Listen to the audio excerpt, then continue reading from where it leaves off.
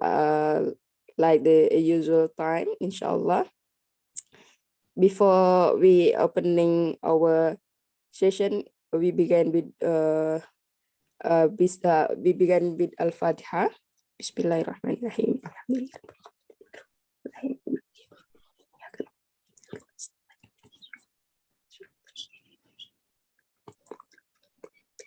Amin. So without further ado, falyatafaddal maskura, Dr. Prof. Start the recording first. Yeah. Yeah.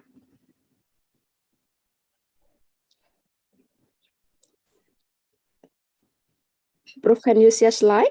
Okay.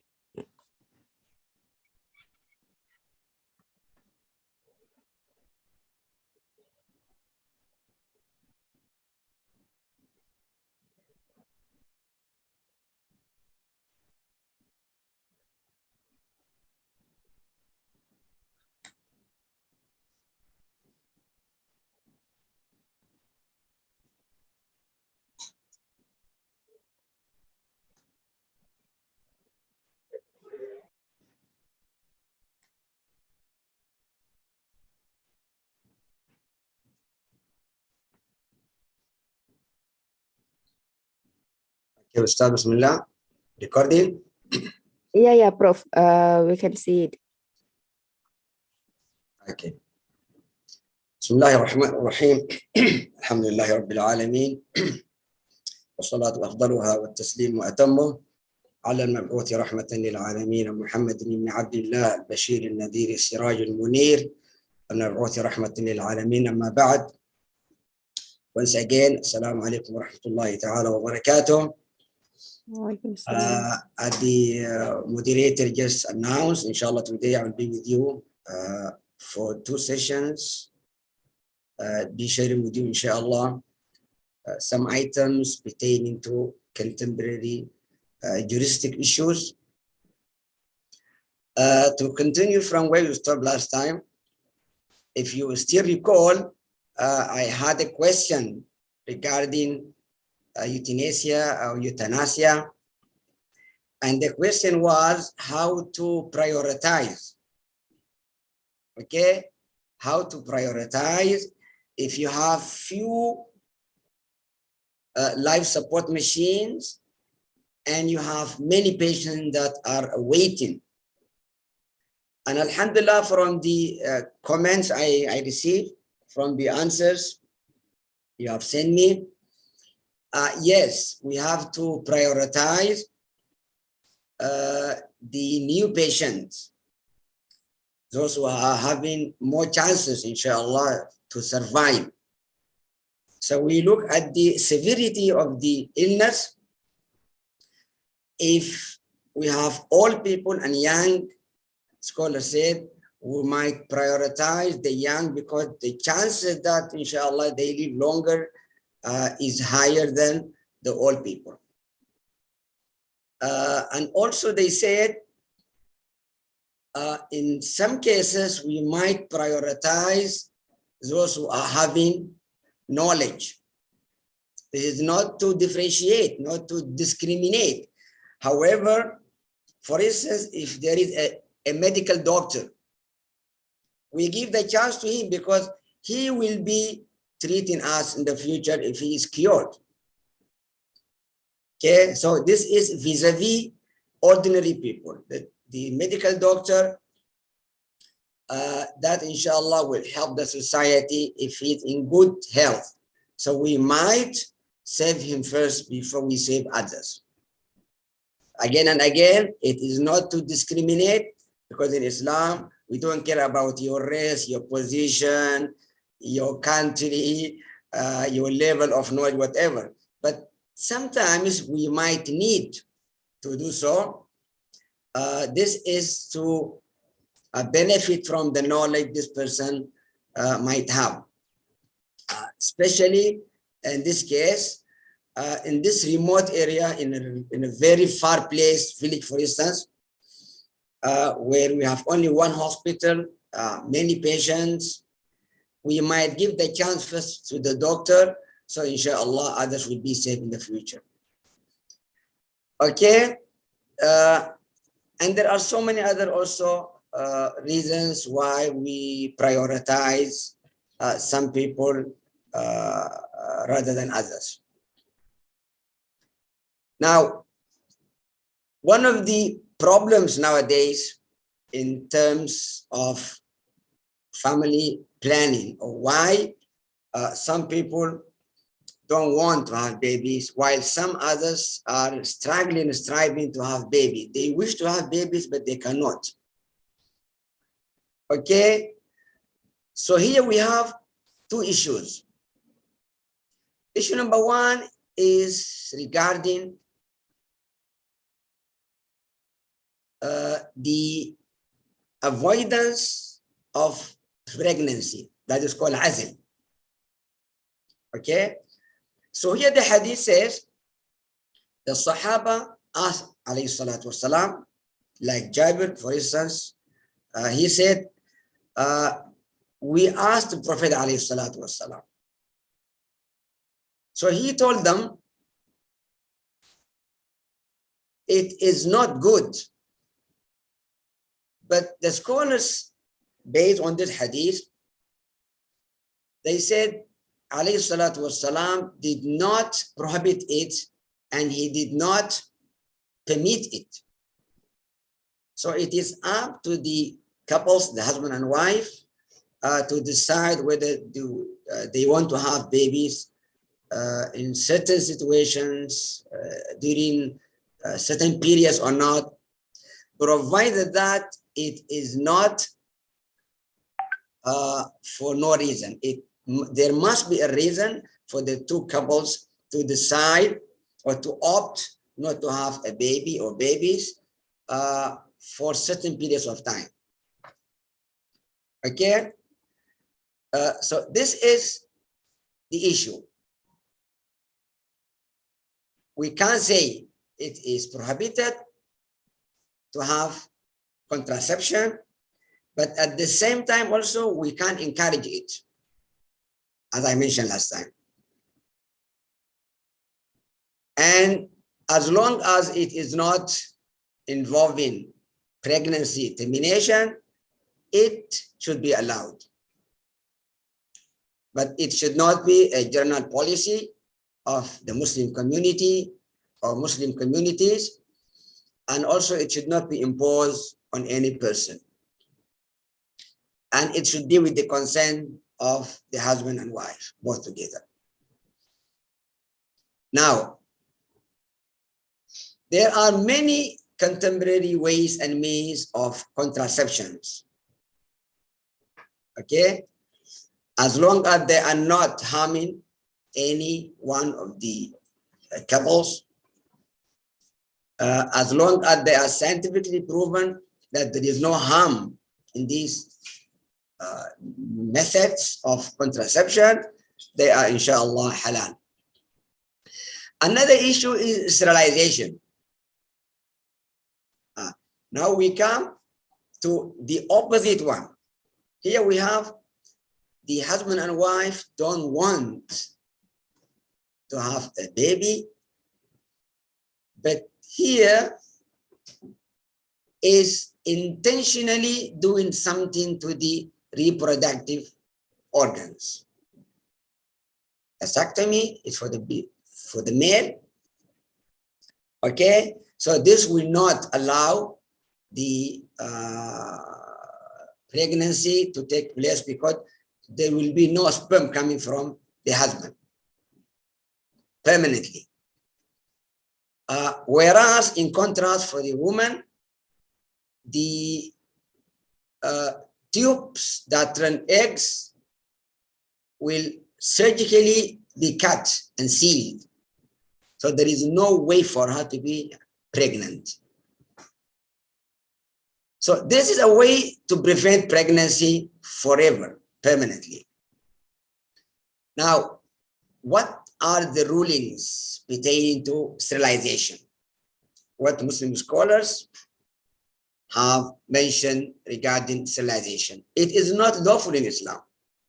because it contradicts one of the main objectives of creating the two different genders, to have children, to continue the human race. So here we have hadith narrated by Sa'd ibn Abi Waqqas. He said, لو أذن لنا لاختصينا. If alayhi salatu wassalam allowed us, had given us the permission, he said, we would have got ourselves castrated. Castration, that means sterilization. Yes. Scholars said it might be practiced under certain circumstances, under cases of a darura, necessity. But how to determine that they have necessity or not? How to determine whether they are not, whether they are doing it just to remain slim like some women today? They don't want to have babies. They stop pregnancy to take care of themselves. They don't want to be with this kind of body or this look of body. So in order for them to remain as they are, young, so attractive, they opt to stop pregnancy.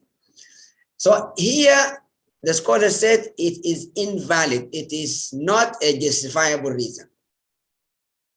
So one of the darurat here is when the pregnancy becomes dangerous to the mother's life. Again, this should be determined by a trustworthy Muslim doctors. You should rely on a trustworthy and honest doctor that has no motivation in harming you, no motivation in minimizing the Muslim population. Okay? And also when other alternatives of contraception have been exhausted without being effective. So if they are not effective, you have tried many ways and means. All alternatives are not effective. Here, scholars said you might opt for sterilization. Remember, it is because of the mother's health. Doctors who are very good doctors, trusted doctors, honest doctors, have no ill intention in harming the woman, in harming the Muslim community. So we listen to the advice of the doctors and we opt for sterilization. They seal it, so no more eggs will be produced by the woman, no fertilization. The second necessity is when we have two persons infected with AIDS or HIV. So in the case of HIV or HIV, the two persons infected with this disease, we don't want them to have offspring because this will endanger the lives of their children. So here we have no option but to sterilize them. If they are willing to marry, if they want to remain bachelors, so celibacy might be effective for them or may be lawful. Though celibacy or al-Uzubiyya in Islam is not encouraged. Yes, we have many scholars like Imam al-Nawawi and some others who did not marry because they were busy with da'wah, with writing books, disseminating knowledge.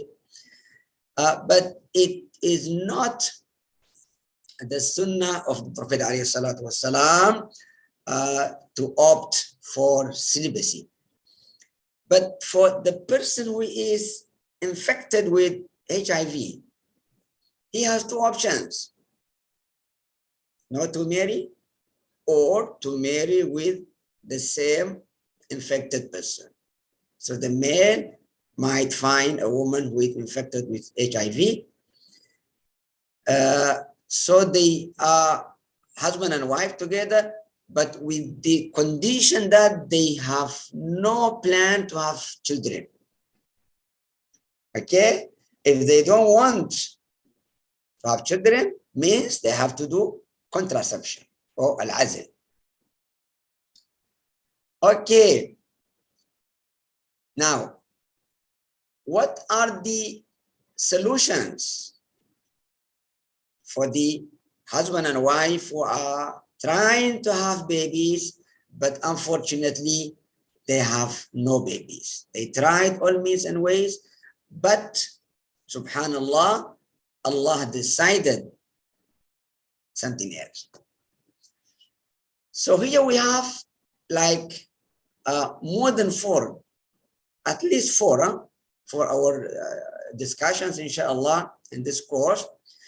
We will be discussing these 4 items: artificial insemination, test tube babies or IVF, surrogacy, and adoption. So these might sound alternatives for the husband and wife who have no babies due to health-related problems. If we discuss these ways and means or these alternatives, we might say number one, or one of them is assisted ways of having babies, or we call them human reproduction methods, is called test tube babies or in vitro fertilization. So the fertilization process is totally different, because usually we have intercourse between husband and wife. So Allah subhanahu wa ta'ala normally give them offspring, an offspring or a child or a baby. But this is an artificial way of how to have a baby, because the normal way, they tried it, they were not successful in having babies. The second one is called artificial insemination, because this is also one of the ways, but not the same like the first one. I will see them inshallah one by one. So in the first one, the test tube babies, we call them al-Anabib. Here, it is an assisted reproduction. So the sperm of the husband and the egg of the wife are taken and then combined in a laboratory dish where fertilization occurs. So from the same husband and wife, we are taking the sperm and the egg, put them in a dish, but make sure the dish is labeled. The names are written in the dish. So no confusion, no mixture of dishes inside the laboratory. So the resulting pre-embryo is then transferred to the woman's uterus. Now, this is called, in Latin, fertilization in glass. This is the meaning of vitro fertilization, which means fertilization is not happening inside the womb of the wife, where the normal way is to be normally conducted intercourse between husband and wife. So if it is possible for them to have babies by trying the normal ways, then Islam allows them to do it, because this is one of the ways how it is happened today in our modern world or in our contemporary world. So it is a method of assisted reproduction to help infertile women, infertile men achieve pregnancy. But this is, remember, is not a solution unless it is really a solution. I mean, it is a problem. There is a problem for the two couples to have babies normally. So they are looking for this because there is a necessity. Remember, in fiqh, every time we talk about al-darura, al-darurat tubih al-mahzurat. Necessities dictate exception. So scientifically, it is to remove one or more egg ova from the woman's ovaries and fertilize them with the sperm in a dish outside the body. It call it in vitro. Then later placing the fertilized egg, zygote, back into the woman's uterus for pregnancy to happen. If this is clear, now we go to artificial insemination, التلقيح الصناعي.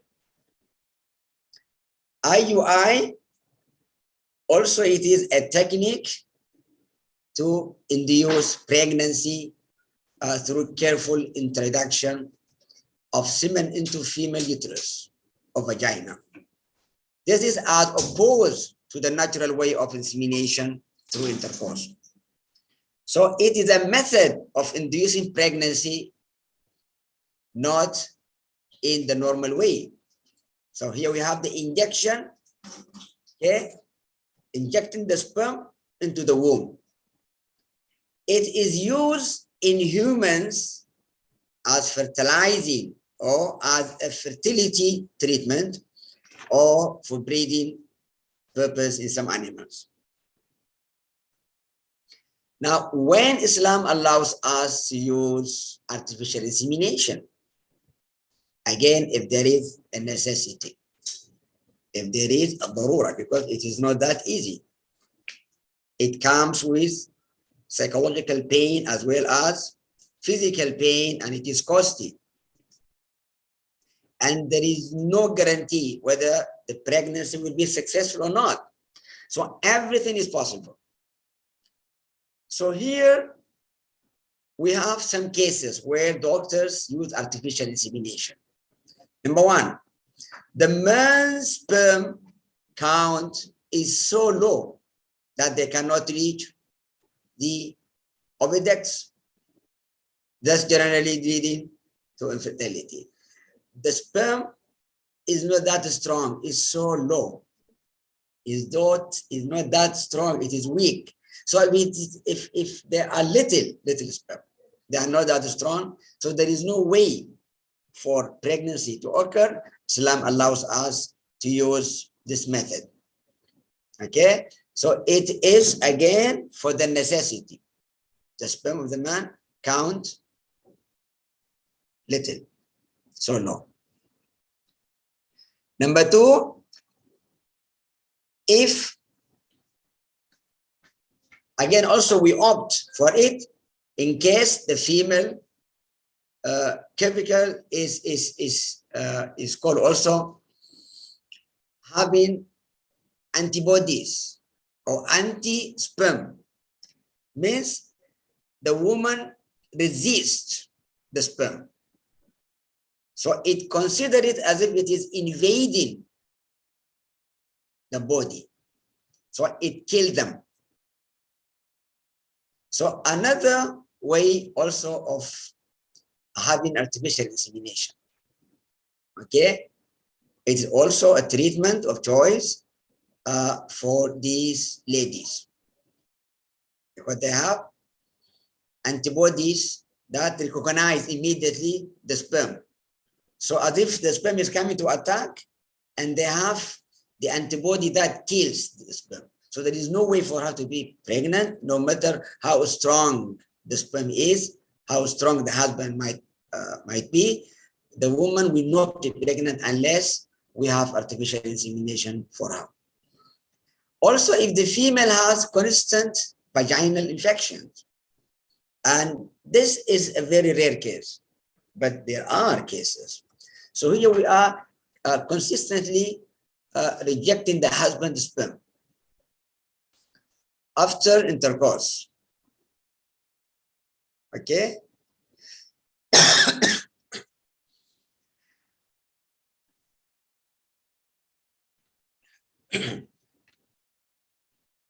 Okay, now if these are happening, if these cases are the reasons behind the two couples to have artificial insemination, the fuqaha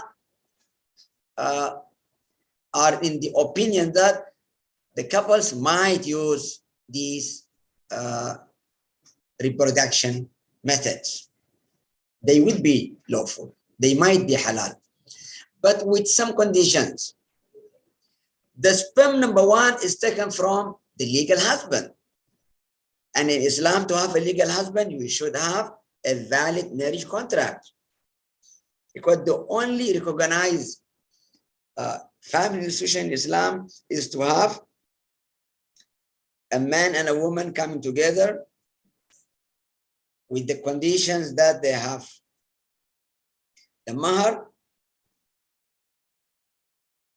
witness, wali, and it should be it should be written with that marriage contract.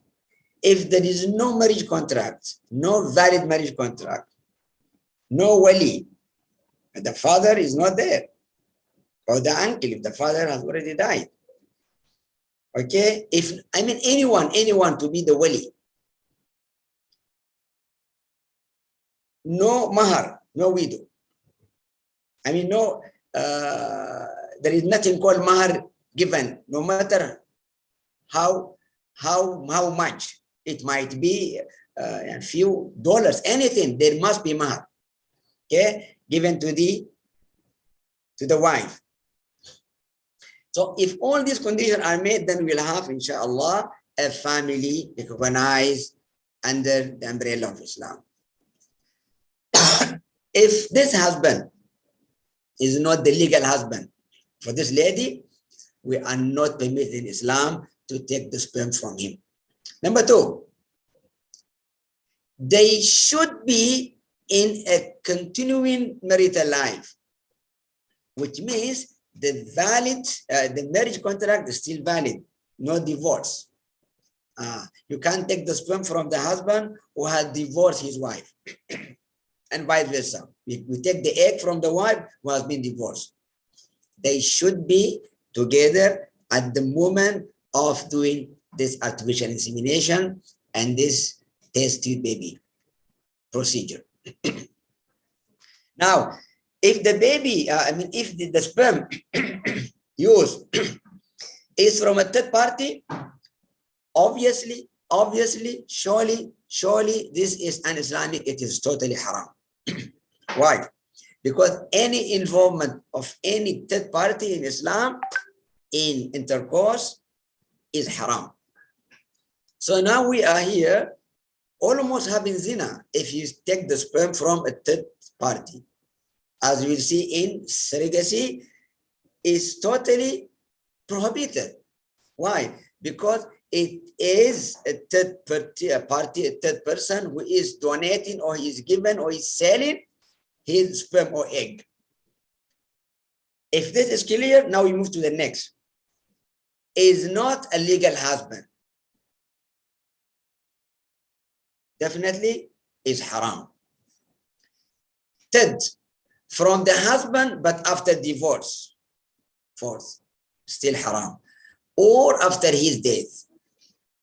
Subhanallah, the two couples were together, but after the death of the husband, maybe, doctors took the sperm from him. People might ask, how come the sperm is taken from a dead person? Is it useful? I don't know. I don't know how it happens. We are not scientists.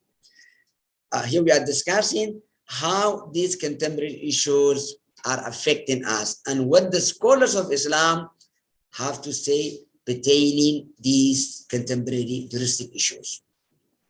Okay?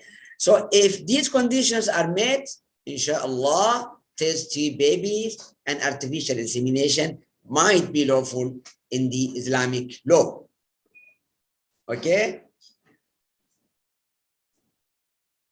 Now, a similar topic or issue, a hot issue, a controversial issue also, an issue that is happening somewhere in the world today because of also lack of babies. As we just said, these are some of the alternatives people are using. So in Islam, surrogacy is not allowed, it is permitted because it violates the objectives of marriage, the objectives of protecting your progeny and your lineage. So what is surrogacy? It is an arrangement whereby a woman agrees to become pregnant and deliver a child for a contracted party. So it is al-rahim al-mustajar.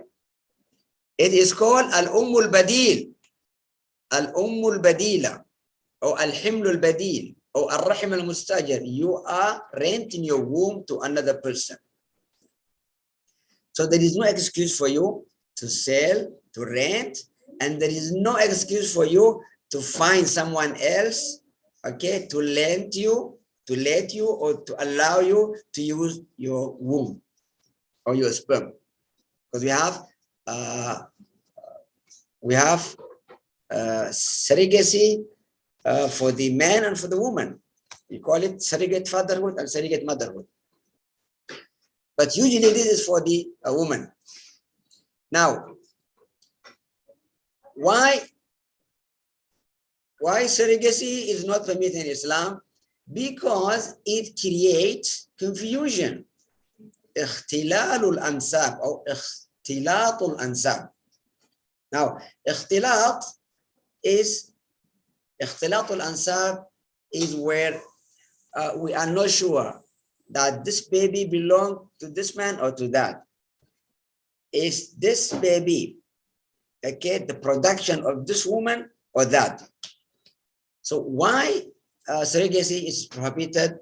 Because it's a very complicated issue. Now, let us take like 4 or 5 ways how surrogacy happens. Fertilization occurs between the sperm taken from the husband and the egg taken from another woman who is not his wife. You see now the involvement of a third person, a third party. The sperm is taken from the husband, but the egg is taken from another woman who is not the wife of this man. Then the fertilized ovum is implanted into his wife's womb. So who is the donor? Subhanallah, is another person. Okay? But it is implanted into the wife because she cannot produce egg. So they are using surrogacy, okay, taking the egg from another woman. But who is going to be pregnant? The wife herself. Number 2, fertilization occurs between the sperm taken from another man, who is not the husband of this lady, and the egg is taken from the wife. And then the fertilized ovum is implanted into the wife's womb.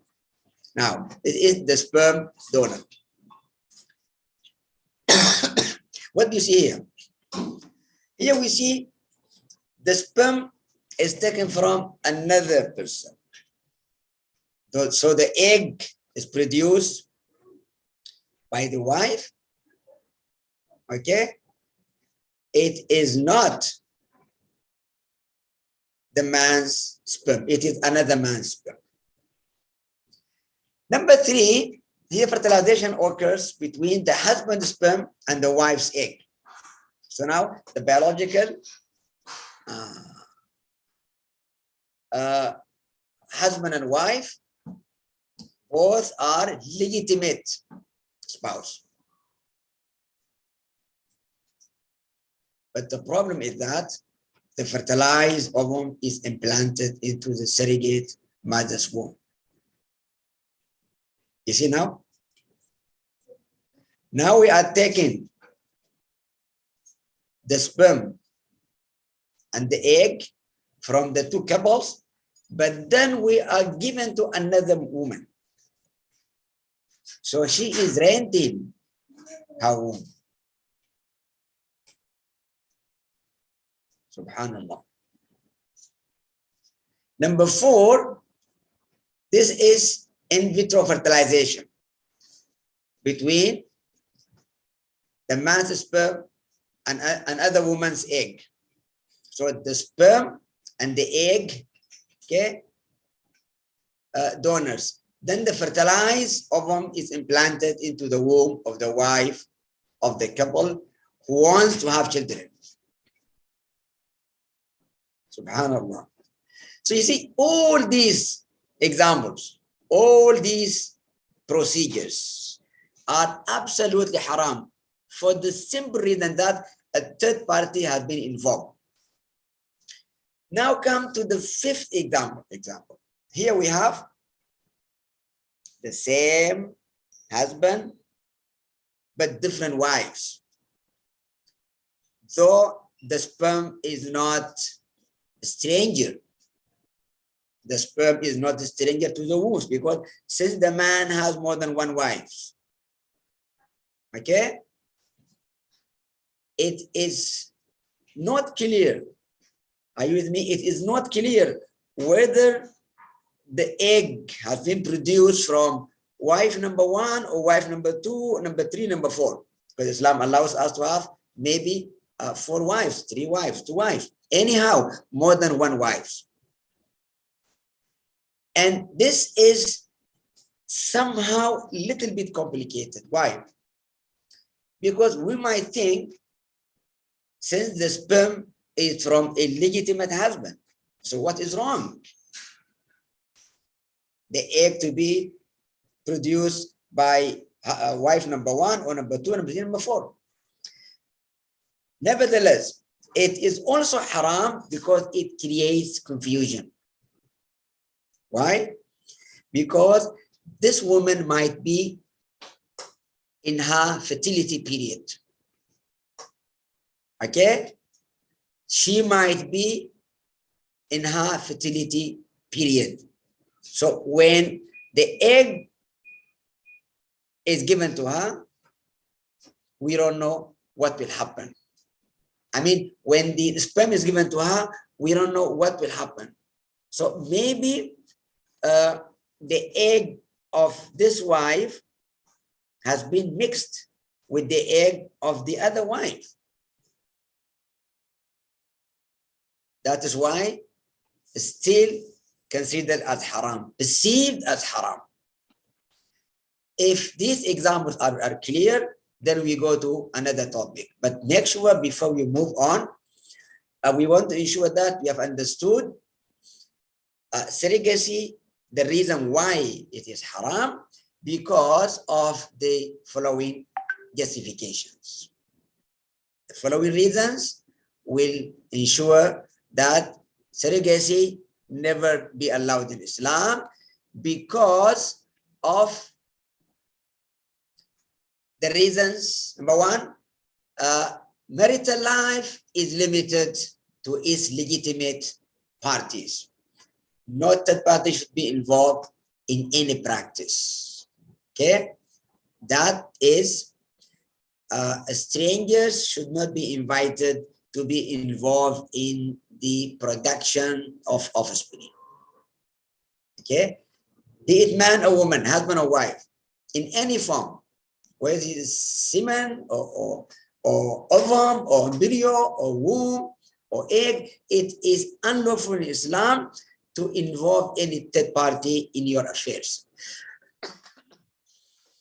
Second, any interference to violate the contract of marriage by introducing any third party, by a normal way or a biomedical technique, is a violation of Islamic law, because the marriage is between you and her, between this man and this woman. That's it. No third party should be involved. You are violating your marriage contract. In any contract, you should have 2 parties. Okay? Or you might have 3 parties. But of course, in marriage, you have only two parties. In business, you might have many parties.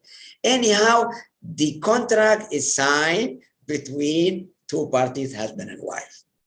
Okay? Again, blood relationship is a fundamental basis of marriage and inheritance in Islam. So if you are involved in a third person, a third party, this might undermine the family ties or create line of confusion, and that's why it remains forbidden. Now, who does the baby loves? The biological mother or the one who carried him?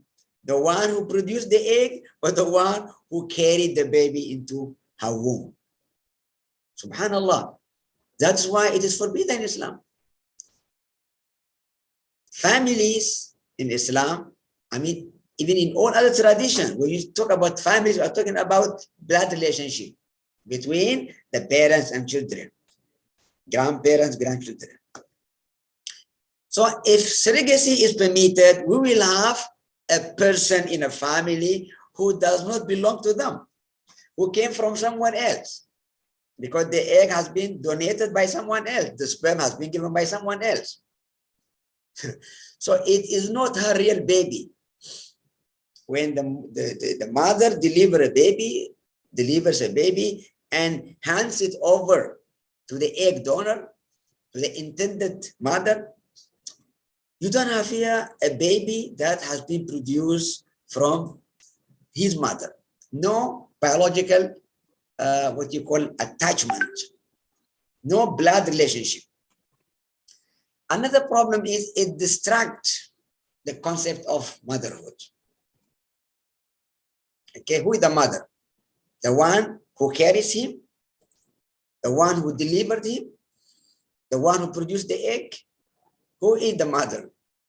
And also the familial relationship or relations will be weakened.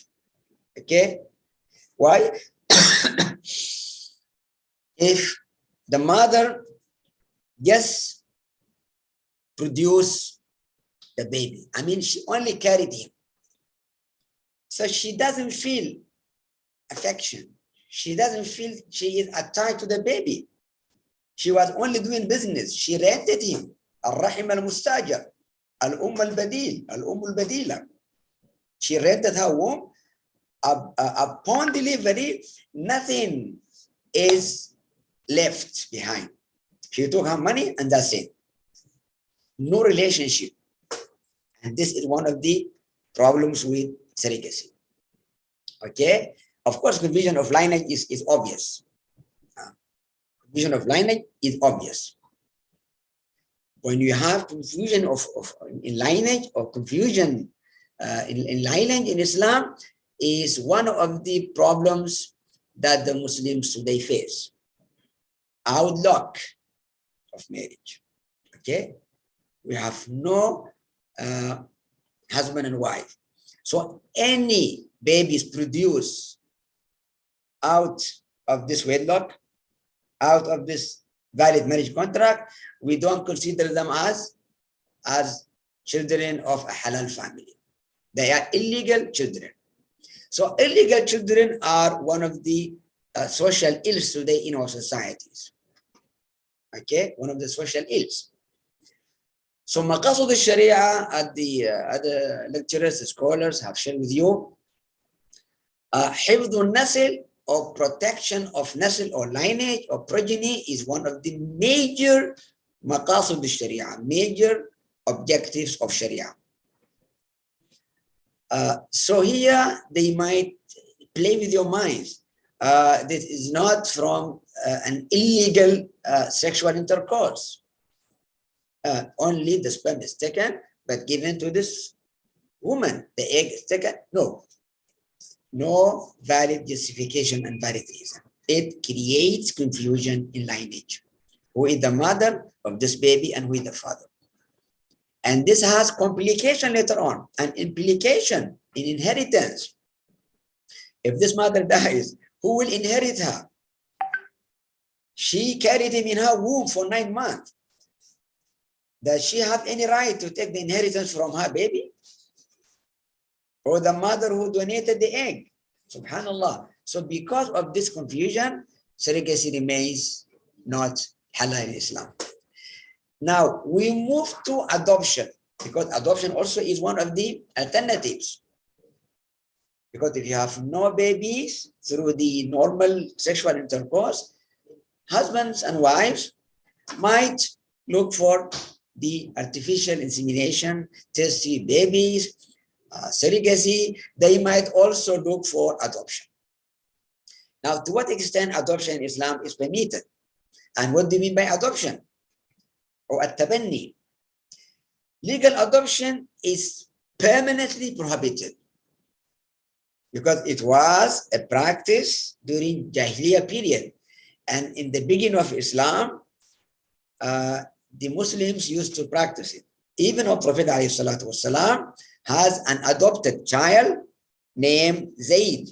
So Zayd bin Haritha used to be called Zayd bin Muhammad until the ayah revealed saying that nor he had made your adopted sons your real sons.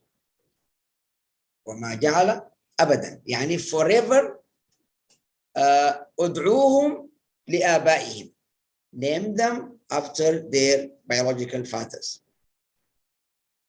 So this is the problem with adoption. You might adopt a child to be your adoptive child, to become his adoptive father, to become your adopted child.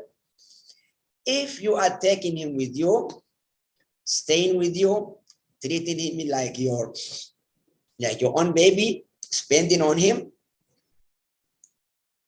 paying his tuition fees, consider him as your baby, no problem. Provided that it is not a legal adoption, because a legal adoption means changing his name. A legal adoption means allowing him, allowing him to take the inheritance if you die. Does this child belong to him? He does not belong to him. He is not his biological son. So how come he had the right to inherit? How come he had the right for inheritance? He cannot inherit anything. Inheritance are only for the family members, your own wife, your own son, and so on and so forth. So this is not a legal child, is not a biological child. So he has no right for inheritance. He cannot claim the right for inheritance. Another reason, that is number three is that since he is not your biological child, he has the right to marry your own daughter. Maybe this man has more than one wife, or maybe he has a wife, or previously he has a wife from whom he got a daughter, for instance. Let us now imagine this scene. The man has two wives, or the man has a wife before, or the man has one wife who has no children, or a woman has produced only one child and then stopped for a reason or another. So they want more babies. So one of the alternatives today is to have an adopted child. So in case, I am mentioning this just to put you in the picture, in case the father has already a daughter from wife number one, wife number two, anyhow, he has the daughter. Now, this new member of the family is coming to be one of them, the adopted child. If we say legal adoption is permitted in Islam, as if we are saying this boy is now part of the family, so in no way he can marry his daughter, his sister, isn't it?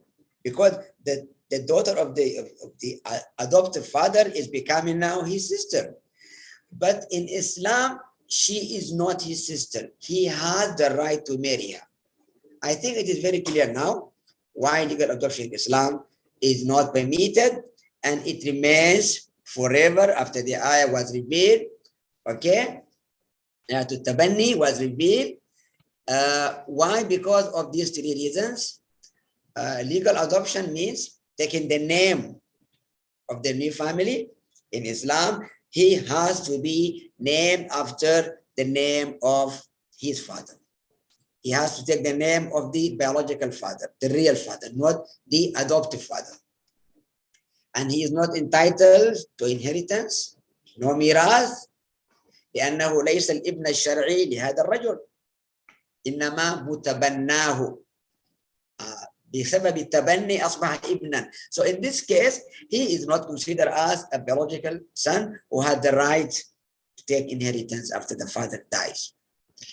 And he is not mahram. Since he is not mahram, he had the right to marry the daughter of his adoptive father. Okay, I will let you, inshallah, have the Q&A session after we finish. Is it fine with you? We finish first, sister? Yeah, Prof. Yeah, we finish first, or we stop for Q&A session? I think we should give them the Q&A question first. Okay, all participants, if you have the question, you can write on the chat box or you can raise your hand. Okay, because I'm afraid that time will not permit us to have more verbal Q&A session. So if you write in the chat box, inshallah, I read, or you might read for me. No problem, inshallah. Wow, I see many questions or many comments. Yeah, let me check on the chat box first. Okay, let me see. Some will be only salam and thank you, of course, as usual. But if you have any questions, inshallah.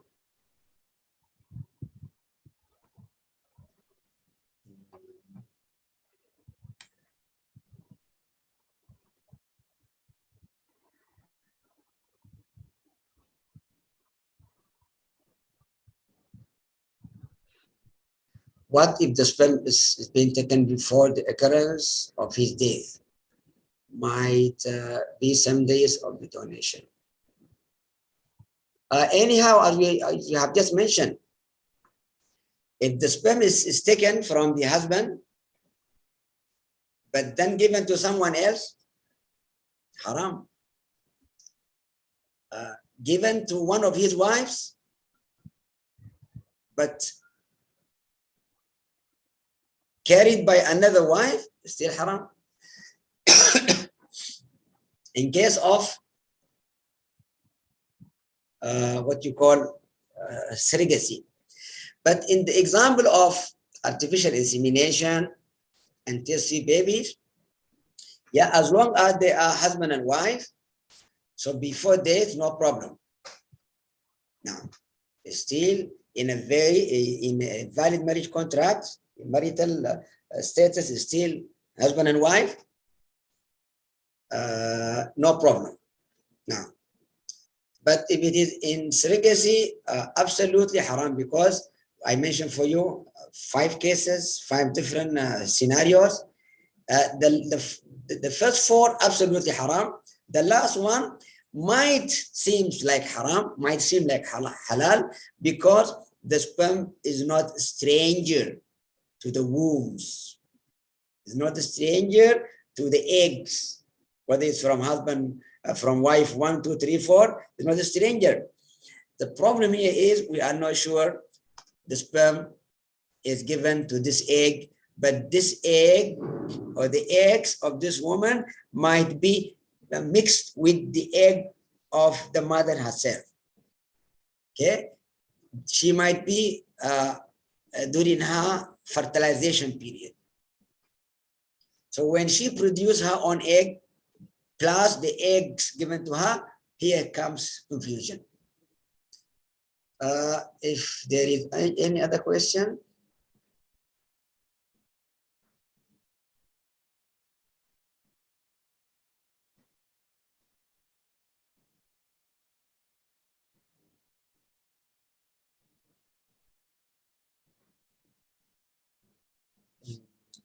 There Can is you help me? question. Can you help me? I'm trying to find questions. Yeah. Yeah. Some are asking about condoms. Yeah, there are so many. They call them lollab, or you might take tablets. That's why I left in the slides vacant, empty, so you can put whatever you want. Because nowadays are many methods of contraception. Some they use condoms, some they use lollab, some use injection every month, maybe 2-3 years. I don't know how long. Some might take the tablets every night. So the contemporary ways and means and methods of contraception are many. There are so many. Name them. As long as they are not, as I mentioned in the slides, in only 2 lines, as long as they are not harming the mother, they are permitted to use it. Others are permitted to use it. As long as there are no ingredients of any haram product, as long as they are not being used, okay, to harm maybe someone else, anyhow, because الضرورة in Islam تقدر بقدرها. يعني it is permitted for you in certain circumstances, certain situations, to use what is abnormal. But once this abnormality is no longer, you come back to the normal situation. Okay? تقدر بقدرها. Once there is no reason for you to use them, you should not use them. And do not overuse them. Not abuse and misuse, only use. Okay, adoption out of legitimate types are not prohibited. What do you mean by out of legitimate? How come? How can be legitimate at the same time to be adoption? Adoption means you are taking someone to be your child. So it's called foster family, no problem. Foster family is allowed in Islam. But to have legal adoption, what I'm saying, to have legal adoption is haram. Why? Because of the reasons I have mentioned. When you make him your child legally, it means he will carry your name. If he does not carry your name, if he carries the name of his biological father, go ahead, no problem. It is not called legal adoption. Then, number 2, if he has no right to get the inheritance after you die, so it means he's not mahram. He's not your child. That's why he has no right to get the inheritance. Number 3, since he is not your legal adopted child, he will not carry your name. He has no right to inheritance. He is not your son, so he had the right to marry your daughter if you have a daughter. You know what I mean? So because of these 3 reasons, legal adoption in Islam is not permitted. Take him with you, to stay with you as a foster father, a foster family, no problem. Foster family, okay. No legal things are involved. Marriage, inheritance, name. Okay, next. Do we have any other question? Is there any other question?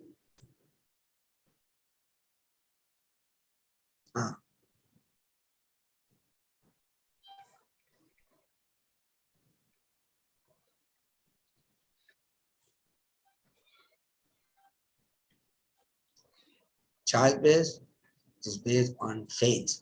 Yeah, the hadith I mentioned. Yeah.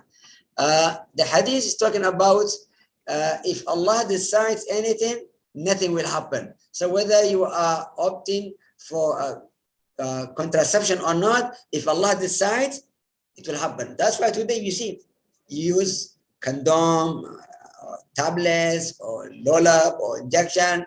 If Allah decides, you might be pregnant. Subhanallah. So it is humans, what you call endeavor. It is your humans' effort to do something. But if Allah decides the opposite, if Allah decides anything else, then you have to accept it. But here comes the question: how if I didn't want, because I am not in good health, my health conditions do not permit me to be pregnant, and I used to take condom or tablet. My husband used to use a condom, or I used to take tablets. I have taken the injection. I put the roll up, I tie. Doctor said for the next 10 years you have to take rest. Despite the fact that I was trying all these ways and means and methods, now I am pregnant. Am I in the position to decide whether to abort the baby or not? Should abortion be allowed in this case? This is my next topic. Okay, you might, subhanallah, try every possible ways to prevent pregnancy. Of course, with good intention or with bad intention. To remain slim, not to have more baby because headache, cannot finance them. This bad intention, ill intention. Okay, as I mentioned last time, not allowed in Islam, not valid justification. But if you have a valid justification, health issue, for instance, you are doing this because you don't want to be in danger. Trusted doctor said, any pregnancy will endanger your life. For sure, your baby will be inflicted with a disease. That is so hard to be cured. And you are using the contraception method, but now you are pregnant. What to do? Will Islam allow you to abort it? This is the next topic, inshallah. Okay? Don't rush, inshallah, we'll come to that topic. Any other question before we move to the next? Some scholars allow to put the fertilized egg in other wives. How come? How come you put the egg of a different woman to another? This is surrogacy. In Islam should not be allowed. It violates objectives of marriage. This is against human nature. You have to have sabr, be patient. Foster family is one of the alternatives. And Allah loves you, that's why He's testing you. Who knows, if you have children, they might lead you to Jahannam.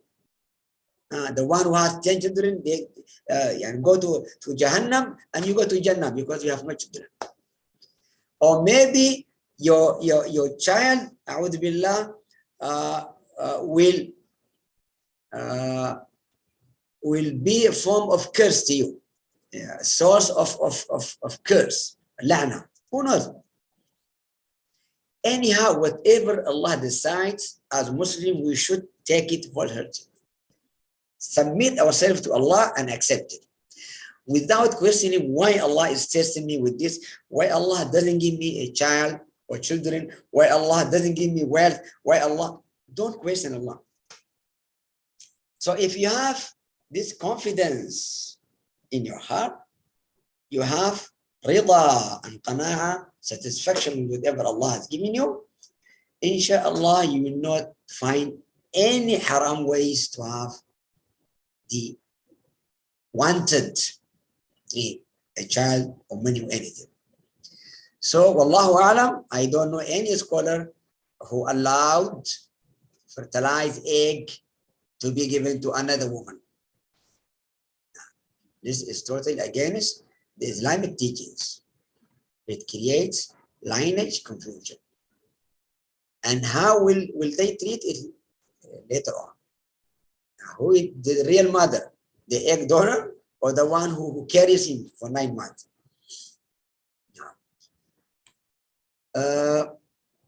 Because it prevents the sperm to destinations. What is this? Yeah, to some scholars, any form of contraception should not be allowed because you are killing nutfa. Nutfa should not be killed. But using our senses, our logic, if it is not inside the womb, okay, is allowed as long as it is not being for bad purpose. So like for instance, scholars said to ejaculate for just for fun. To some of them, this is another way of killing sperm. But of course, it is haram, or it is not allowed in Islam, because it leads you, a'udhu billah, to a very bad habit. So you will not stop doing it, even though you are already married, even though you are already having children, very, very old. You will continue to do it, and it harms your mind, it harms your body, your heart, and it comes with certain diseases. That is why al-istimna or ejaculation, if done and intentionally, is not allowed. But scholars said, some of them said, it is okay, no problem, as long as you are not harming your wife, as long as you are not preventing your wife from being pregnant or from enjoying the right of being a mother. So all methods of contraception, all ways and means that we have mentioned, are permitted as long as they are not bringing harm to you or to your partner. Wallahu a'lam. Any other question? Prof, the question also asks, if before he died, they're taking the sperm as donation, it can? I already answered this question. If he is not donating to someone else, of course. Donation here means what? Donation, as we'll see inshallah later on, you donate only your blood. Your womb cannot be donated. But other organs, we have another topic called organ donation. Okay? When you talk about organ donation or organ transplantation, this is another topic, inshallah, that we'll discuss later. So, donating sperm to whom? If you are donating it to your wife before you die, and then they put in that what you call test tube babies, IVF, or to be in the what you call to use as injection to your wife, still, since she is your wife, as long as she is your wife under a valid marriage contract, no problem. I did mention this. Sperm taken from the husband before his death, as long as they are in this valid marriage contract, not yet divorced. And also no force has been used. The consent of the two parties is extremely important. In all the methods we have mentioned, in all the ways and means that we have discussed today, consent of the two parties is extremely important. Without the consent, then we are doing something wrong. Okay? No matter how useful the way is, no matter how legal the way is, if the other party is not in the know, he has not been informed, doctors with the wife, doctors with the husband, all are not allowed in Islam. No. Because I should be involved in my life consent issues, especially death, marriage, divorce, pregnancy. These are issues that concern both parties. Both parties should be involved in it. Okay, I think we move to the next topic. How many more minutes we have, sister? We have 15 minutes. 15, alhamdulillah, we still have time. Still have time. Now we go to adoption, abortion. Adoption will come later, inshallah. I mean, adoption already done, isn't it? Do you have any question in it? No question. Now we come to abortion. Abortion or ijhad. What happened to the slides? The slides, okay, good. Now, when you don't want to have a baby, you opt for abortion. Or one of the ways, okay, not to have a baby is to do abortion. But abortion comes with few problems. Are you doing it just because you don't want to have babies? Or are you doing it because you have no other option but to do abortion? You have no other option but to do abortion. Like what?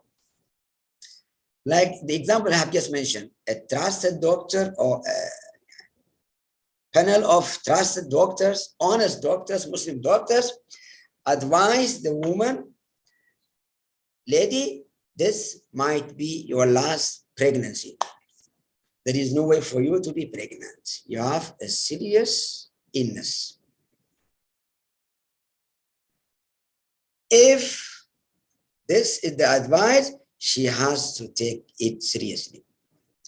If she took it seriously and was taking tablets or doing azl, as I mentioned, the normal azl, the usual azl without having condom or tablets or injection, just have your intercourse, but before you come to the end, you stop it.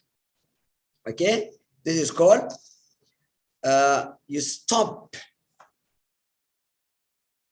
before orgasm. But while you are doing this, you are very cautious and conscious, very vigilant, mindful. You are very sensitive. You are serious about it. So you used to do all these contraception methods, but subhanallah, in a way or another, happened. Doctors already informed you about the seriousness of your health, about the illness that you have, about the illness that the babies might have if you become pregnant. You are very serious about it and you are taking the tablets and whatever. Now you have exhausted what you can do, and in Islam you have the right to abort the baby. Why? Because now we are committing أخف الضررين, the lesser of two harms, the lesser of two evils. To kill the baby is haram, it is a sin. وَلَا تَقْتُلُوا النَّفْسَ الَّتِي حَرَّمَ اللَّهُ إِلَّا بِالْحَقِّ. It's obvious in Islam. No homicide, no suicide. You cannot kill yourself and you cannot kill others. But here now, you are not killing it for the sake of killing, for the sake of terminating the lives of others, for causing injuries to an innocent person. You are killing your own baby, the fetus, before it is born, because of a valid reason, that is to keep your life, to save your life, because this endangers your life. So which one is more important? The fetus, the embryo, okay, the baby that is going to come, or the mother herself? Of course, we prioritize the mother.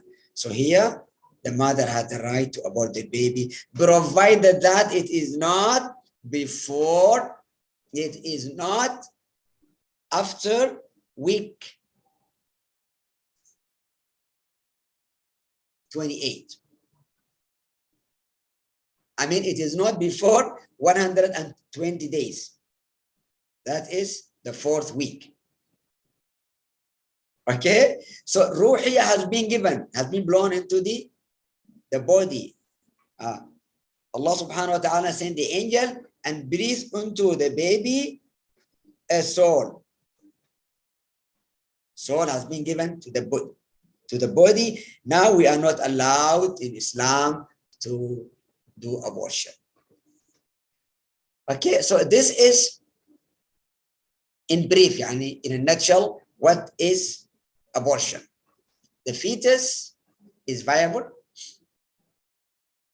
and before we have a body and a soul, we are killing the baby. After quickening, what will happen? The body has now a soul. Now you are killing a person. a person with a soul, not only the body, but you are killing the soul. That Allah says, "An-nafs, wala taqtul bin-nafs." No matter after birth or before birth, as long as it has the soul, the spirit, we are not permitted in Islam to abort it, to kill it. Why? This is ijma', consensus of all the scholars. لا يجوز الإجهاض بعد نفخ الروح في الجسد. But what happens if this was the result of an unlawful sexual intercourse, rape or incest, for instance? So in these cases, some scholars permit it with a very, very narrow, what you call, condition, like Shaykh Qaradawi, the late Imam Qaradawi rahimahullah, gave the fatwa. The Bosnians were raped by the Serbians army intentionally. So this was a political problem, a religious war declared against Muslims in Bosnia and Herzegovina a long time ago, 1991, 92. And it continued for many years.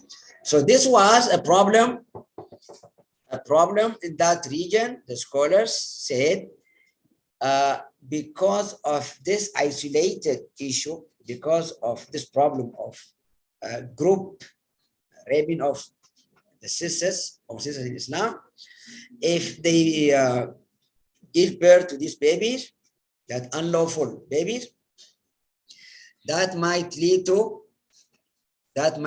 to further problems in the society in the future, psychological problems, social ill. So because of that, for that reasons, Shaykh al-Qaradawi gave the fatwa. He gave them his legal opinion pertaining this issue. They were allowed to abort their babies. But the ijma' is that after quickening, after the soul is already breathed in the body, it is not permitted, no matter what was the reason. Okay? But when awakening takes place, some scholars will say after 40 days, some after 120 days. Because the hadith says, إن أحدكم لا يجمع خلقه في بطن أمه 40. So it's 40, 40, or immediately after the first 40. This was the area where scholars differ. Is it after 40 days or after 120 days? So before quickening, few scholars said already permissible. It is okay because no soul has been given to the body yet. Since there is no body with a soul, it is not treated as ijhad. It is not called abortion because less than 40 days. But some others also said it is reprehensible. It is mustahjan. It is qabih. Mustaqbah. It is not a good action to do. However, after quickening, as I just mentioned, the consensus of the ijma is to be prohibited. Now, why it should be prohibited, we'll see the reasons, and then inshallah we have maybe a few names of scholars among the scholars, the great scholars among the fuqaha from the 4 Islamic schools of jurisprudence, But before we mention some names who are in favor of karaha or tahrim or ibaha, let us see why abortion, generally speaking, should be prohibited. It's an assault against human life because you are killing human life, because the sensitivity of life in Islam is obvious. Okay? It is not your right to kill any person. الروح مقدسة. الإنسان حياته مقدسة. يعني sacred. Sacred.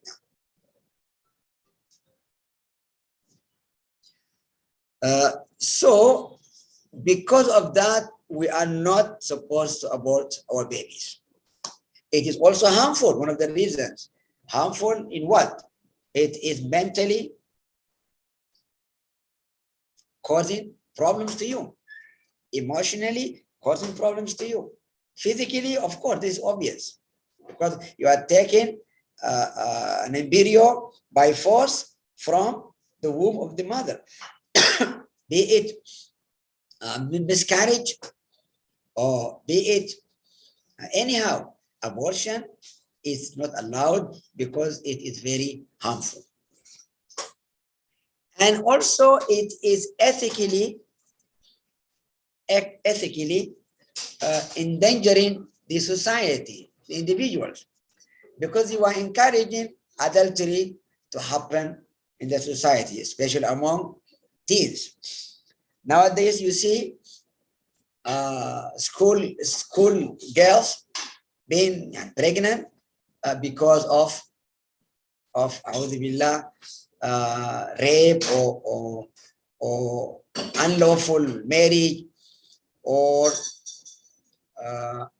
anything that is unlawful. So if you opt for abortion, as if you are saying, no problem, you go ahead, practice these bad practices, engage or involve in decency, and later on come and abort your baby. So in a way or another, it encourages adultery among the young, the youth, and that is why it remains haram in Islam. This is the hadith. يجمع خلق بطن أمي 40 يوما نطفة ثم يكون علقة ثم مضغة ثم يرسل الملك فينفخ فيه الروح ويؤمر ب4 كلمات. Now, scholars said 40 means after the first 40 days, خلاص, it is now a complete human being. The ruh is already there. Or we consider him as a human being, so we should not allow the woman to abort their babies after 40 days. Now, based on the way how they interpreted the hadith, the way how they understood and comprehended the hadith. But the majority, as I have just shared with you, are in favor of the second opinion, that only after 120 days, after quickening, we are not allowed to abort our babies. Now, the Quranic evidence in Surah Al-An'am, وَلَا تَقْتُلُوا النَّفْسَ الَّتِي حَرَّمَ اللَّهُ إِلَّا بِالْحَقِّ. Do not kill anyone without a lawful justification. Be it your baby or strangers. Be it yourself or others, homicide or suicide. And the Arabs used to kill their babies, as I mentioned last time. I shared with you last lecture. They used to kill babies because of shame, because of fear of poverty, because of poverty. Min imlaq or khashyat imlaq. So in no way you are allowed in Islam to kill a person, be it because of poverty, you are poor now, or because you are scared to be poor, you cannot sustain in the future if you have more babies, or because you want to get rid of it, or you want to kill someone because you dislike him. Anyhow, killing remains haram permanently forever until the day of resurrection. So this was the Quranic evidence for those who said abortion is haram, be it before or after quickening. Now, the different opinions of the scholars. Here we have 4 opinions. Absolutely permissible. Al-ibaha mutlaqan. Some Hanafis and al-Lakhmi among the Malikis, al-Marzawi amongst the Shafi'i, and some Hanbalis. Absolutely permissible. Now we are talking about before quickening. After quickening, we have the consensus, the ijma is to be prohibited. But before quickening, before the 40 days, if the woman wants to abort her baby for a reason or another, a justifiable reason or not, Islamically speaking, if it is not for a valid reason, it is haram. But if it is for a valid reason, the health issue of the mother, okay, coming, the advice coming from a trusted doctor. In this case, I have already shared with you, it is permissible for her to abort the baby, provided that it is before the quickening period. Permissible with necessity. Al-ibaha ma'a darura. Most of the Hanafis are in favor of this opinion. It is permissible, but if there is a necessity. So these scholars I have just mentioned, Al-Lakhmi, Al-Marzawi, and some Hanbalis, of course, since they have allowed it to be absolutely permissible, of course they will say it is permissible with a necessity. The third opinion is absolutely discouraged. Al-Karaha mutlaqan. Here we have some Hanafis, like Ali ibn Musa, and some Malikis. But here we have now absolutely prohibited. Majority of Malikis, majority of Shafi'is, and majority of Hanbalis. It is absolutely prohibited. Now, when it might be permissible? When it is not permissible, as we said, okay, if the baby is already 120 days. Before that, it is permitted. When? For what reason? What are the exceptions? Now, scholars said in 2 cases, they might be allowed. Women might be allowed in 2 cases. Carefully, attentively listen to me. After the 120 days, might be permissible. How? If it is proven by a reliable medical report that the mother's life is in immediate danger if the fetus does not abort.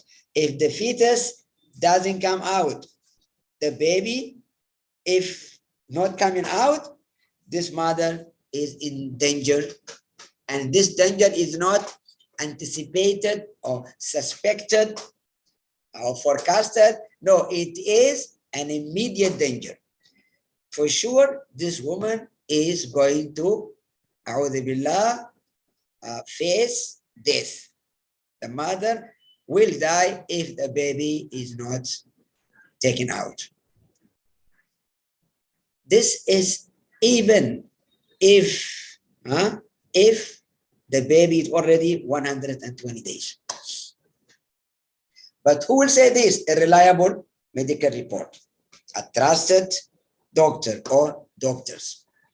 Second case is when it is proven that the fetus has already died in the mother's womb. So there is no way for us to wait for the baby for a normal delivery after the mother completes her 9-month period. What are we waiting for? The baby has already died. And leaving him inside the womb might endanger the mother's life. And it might cause some additional sickness and diseases, side effect. So they have to structure it. extract it, pull it out. Okay? Miscarriage should happen here. Not abortion, but miscarriage. They have to force the baby to come out. If this is ready, this is already done, I am ready now for Q&A session before we end, because today we have spent more than 1.5 hours, I guess almost going to be 2 hours, if my watch is correct. Okay, we see if you have any question in the chat box. Yeah, Prof. Now we are reached to 10:36, so we can maybe answer 1 or 2 questions. Okay, thank you. Because we have a break for you. Okay, thank you. If the mother insists to continue and deliver, anyway, tawakkal ala Allah. What is the ruling on the mother's decision? Wallahu alam, the mother should be advised to not continue with this pregnancy because it endangers you as well as your baby. But if she insists, she bears the responsibility. And anything happen later on, it is her responsibility. Here you might talk about rukhsa or azima. Rukhsa means taking the permission, the easiest way. Azima is to take the harsh way, the harder way, to stick to the original situation. Azima is to say, for whatever reason, I'm not going to abort the baby. Tawakkal ala Allah, and that's it. Rukhsa is, no, since it is permitted, since I am allowed in Islam to do it, why not? I take the rukhsa and be in the safe side. But the issue of tawakkul and tawakkul, I always say to my students, some of us sometimes misunderstand the concept of tawakkul or tawakkul. Tawakkul is to rely upon Allah after doing something. From your part, you have taken the necessary actions, making the necessary decision, then and only then you rely on Allah, depend on Allah, you wait for Allah's help. So you try your best and leave to Allah the rest. This is tawakkul. While tawakkul is doing nothing and you are relying on Allah. Oh, Allah help me, Allah help me. You're not studying, you want to get good marks in your exams. You are not having any intercourse and you want to have babies. Can this call tawakkul? Cannot. This is illogical. You want Allah to save your life, your baby, and you are not taking the advice of the doctor seriously. This is called tawakkul. No. So it is not tawakkul. Tawakkul is listen carefully to the reliable sources, reliable doctors, trusted doctors, and then, inshallah, Allah will find for you another gate. Allah will open for you another gate. You will have, inshallah, whatever you want in the future, if Allah permits it. Okay? Shukran lakum. If anyone would like to ask questions verbally, using the microphone, any comment, any question before we end? I know it's already late. Some of you want to pray Fajr, perhaps, yeah. So we don't want to prolong the session. But if you allow us, sister, maybe for another 3-4 minutes, if you permit us. Yes, Prof. تفضلوا.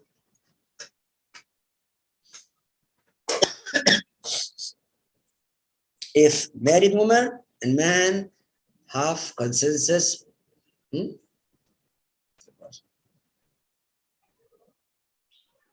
what do you mean?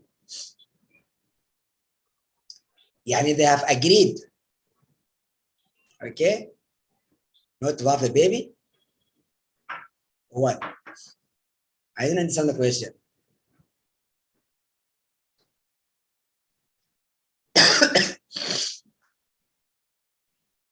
You might say again the question.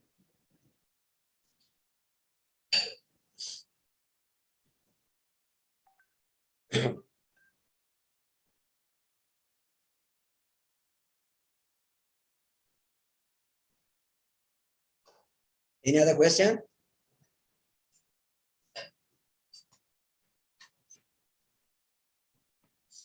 No question? The last question, Prof, the latest one. Child can come first from zina, can be aborted or not. Aborted. Again, I didn't see it. I didn't hear it. Child can come first from zina, can be aborted or not. Yeah, that's why I said if it is the result of rape, that is zina or rape or unwanted pregnancy. The scholar said before quickening period, yes, because it might have psychological implication. We don't have in our community a mother with an illegal child, the result of zina, billah. So that's why she is permitted before the quickening period, before the 40 days. After that, to the other group, after 120 days, that is 4 months. After that, it will be unlawful because it was not the fault of the baby, it was your fault. So why are you committing 2 crimes, 2 mistakes? Committing zina, adultery, and killing your baby. 2 crimes will be committed. And in worst case, as you see today in many societies, baby dumping. Baby dumping is where this intercourse happen out of wedlock, zina or rape, and then the baby will be cut into pieces and be thrown into the drain, or they put the normal cases are just put the babies so anyone can take them, or while hiding yourself, go and give the baby to anyone, put in a hospital or orphanage, anywhere. Of course, the worst is to cut the baby into pieces, to kill the baby, and put it in a piece of cloth and throw it, garbage or on the road of the people. So here now, 3 crimes are committed. Committing zina, billah, killing the baby, and also torturing, and committing another crime. That is, subhanallah, spreading indecency in the society. You are encouraging others by doing so. You are informing others it is okay in our society to have zina, and the way how to get rid of it is just give a baby to maybe a couple who have no babies. Or maybe you are saying it is okay for us to enjoy our life and we can just avoid it by any means. SubhanAllah. So anyhow, scholars are in this regard, okay? The scholars in this regard are saying if it is before the quickening period, you might be allowed because it carries the name of billah, the shame and the bad name for the society, for the family, so they might abort it. But after the quickening period, where the soul has been already freed, no way. Okay? But of course, then comes another problem. If this illegal child is born, what to do, how to treat them, how to deal with them, this is another issue. Okay, collectively, the authorities, the communities must find solutions to these illegal children in our societies, because these people tend to be criminals. They take revenge, they retaliate against us. They were innocent. It was not their problems. The father and the mother, the man and the husband, these bad people, young men and young women, they did wrong, zina, committed adultery, and the result The result was this innocent baby. So how to deal with them? Should we accommodate them? Should we allow them to be part of the society? Should you give them your name? How would you treat them? Who will give them their daughters to marry? Will they remain? Subhanallah, so many complicated problems because of this one act, this individual act. Zina, just for a period of time, you enjoy your lust, your shower, your desire, but you are not aware of the complications of it, the side effect of it, the problems they bring in the future to the society. Anyhow, inshallah, we stop here. We will discuss the other topics, inshallah, very interesting topics in the coming weeks. Thank you very much. إلى اللقاء في أمان الله مع السلامة. السلام عليكم ورحمة الله تعالى وبركاته. Waalaikumsalam warahmatullahi wabarakatuh. MashaAllah, it's very interesting today, MashaAllah, and wonderful. May all the participants can grab all this benefit. And we know, as we know, some of the countries, they are starting from early morning. So Alhamdulillah, thank you to Doctor. May Allah bless you all. And then have a nice weekend, Prof. Inshallah, shukran. We'll see you next week, Prof. Inshallah, inshallah, next week, inshallah. And all participants, we have about 30 minutes, not 30, 13 minutes for break, and we will come back at 11, inshallah. Thank you. Next week, there will be a break for 1 week. Yes, yes. So you just tell the professor that tomorrow, next week, there won't be any class due to the election day. So we will continue only after next week. Next week's class will be replaced in the last class, inshallah. Yeah, in the 3rd December, yeah, inshallah. We have a break now. Okay, we will see you at 11. Can have a tea first.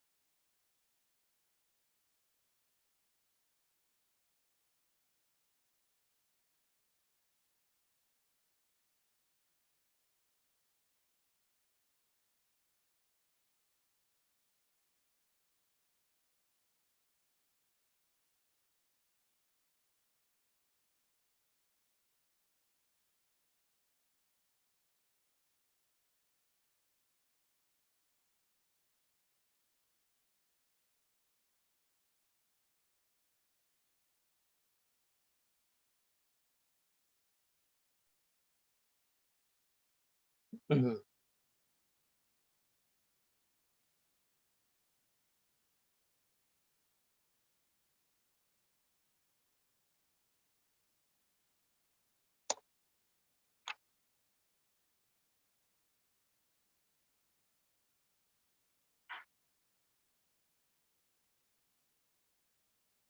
We have another 4 minutes, Dr.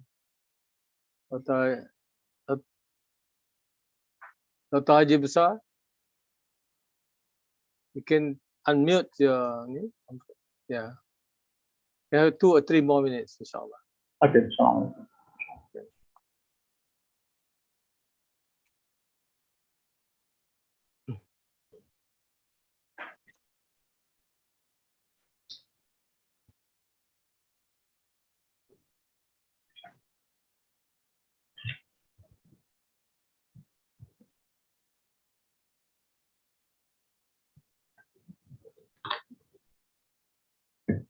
Mhm.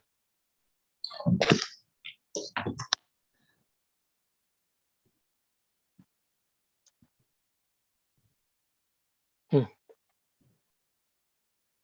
Mhm.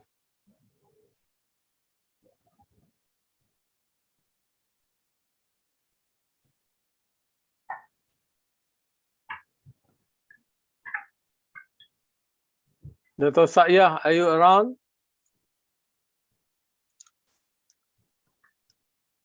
Can you move? Can you unmute?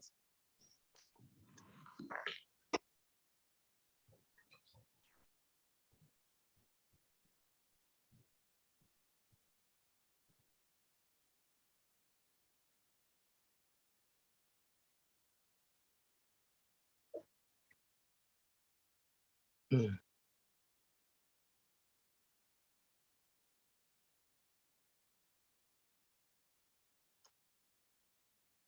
Yeah, this week your class will be at 11:45, inshallah. Sorry, at 11:40. Okay, Assalamualaikum warahmatullahi ta'ala wabarakatuh. Alhamdulillahi rabbil alamin wassalatu wassalamu ala asyrafil anbiya wal mursalin wa ala alihi wa sahbihi ajmain. Rabbi shrah li sadri wa yassir li amri wahlul 'uqdatam min lisani yafqahu qawli. Assalamualaikum warahmatullahi ta'ala wabarakatuh to all the participants, brothers and sisters, our beloved speakers, Professor Dr. Haji Besar, Ngah, and Dr. Shaya'a Othman, who is already here. We are going to continue with our class this week. The last 2 weeks, Dr. Haji Besar was not able to be with us, so his class was taken over by Dr. Haji Shaya'a for 2 sessions. And last week, Dr. Haji Besar, Professor Dr. Haji Besar has taken over Dr. Haji Shaya'a classes for another 2 sessions. But this week we are going as usual. This morning class will be 11 to 11:45. It's a class on application of Fiqh and Usul Fiqh in Islamic banking and finance, which will be delivered by Professor Dr. Haji Besar.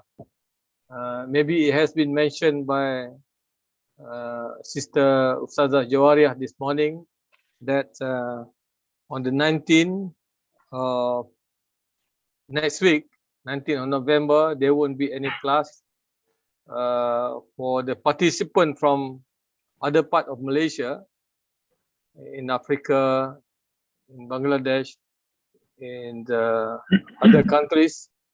Malaysia will be having our national polling day, the general election on the 19th.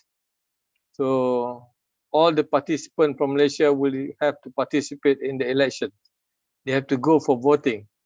So we are going to cancel classes, including the 2 speakers are Malaysians.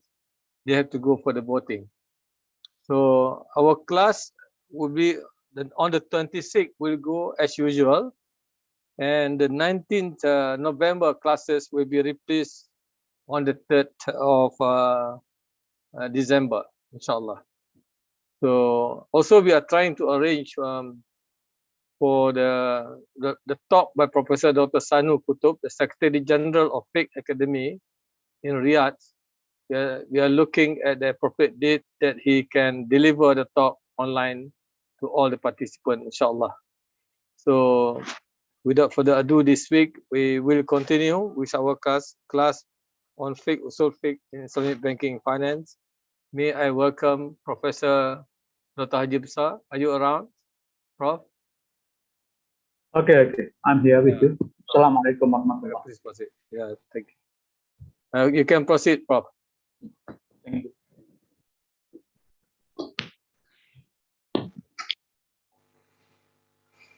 You can share your screen. Okay. First of all, I would like to extend my salam. Assalamualaikum warahmatullahi wabarakatuh. All of you. I have to have my screen slanting a bit, so you cannot see my face clearly except my kopiah. No issue.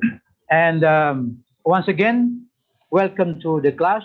This is my 4th lecture in the series, and I hope so far you have benefited from my lecture in discussing the application of fiqh and usul fiqh in the Islamic banking and finance.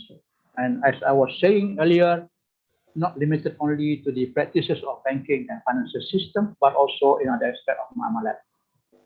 Last week, we have seen some of these issues, and this week I would like to continue into a greater detail of how the application of fiqh in the transaction mostly conducted by banking system to see its consistency and compliance to Sharia requirement, and at the same time to ensure that profitability to the banking system. Okay, this is important to ensure its sustainability and continuity, and to avoid all the fitnah from other sectors of banking and finance, especially from the conventional institution. One of the things which I highlighted last lecture was the issue of gap between practitioners and the people who are actually on the category of scholars.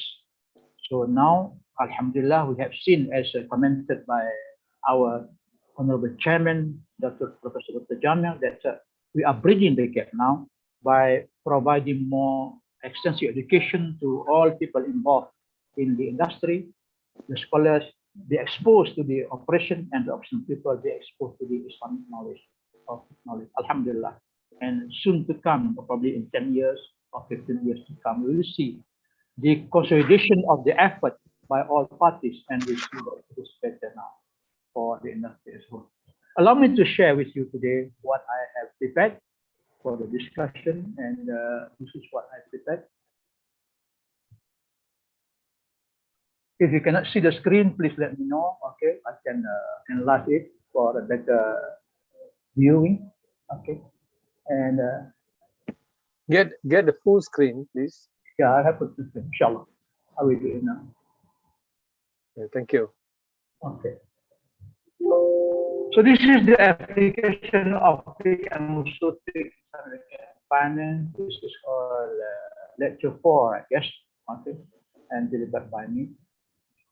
I would like to share with you the chronological events that transpired from the beginning until now, so that we can appreciate what happened on the ground and why it did happen as such, and what we do next step of actions, both for the practitioner and scholars alike, and also for people in the academic system, academic world, especially the Islamic scholars, the economists, Islamic economists, who have been so far very critical on the operation of Islamic banking, finance, capital market, the corporate insurance, money market, and so on, so that we can appreciate what exactly is happening and how can we help each other in overcoming the issues, the obstacles within the system, so as to see the progress of the system in a much larger way for the benefit of Ummah as a whole.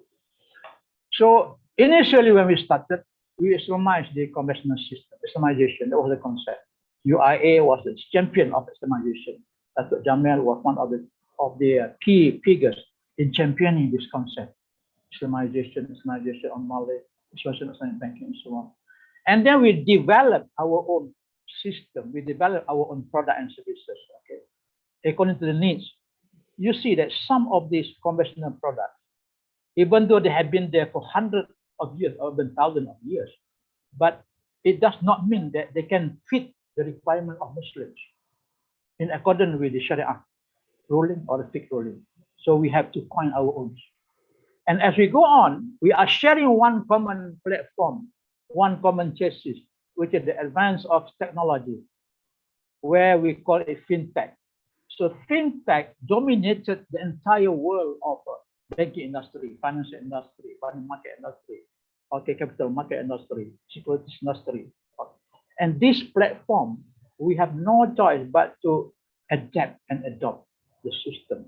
This will actually, they have actually changes a lot of ruling that we made in the past to fit into the requirement of the new system, new platform, because of the changes in the changes in the technology, changes in the environmental requirement, changes in the culture, okay, of course, education level, civilization, and so on. So we have to accept this. This is the situation now.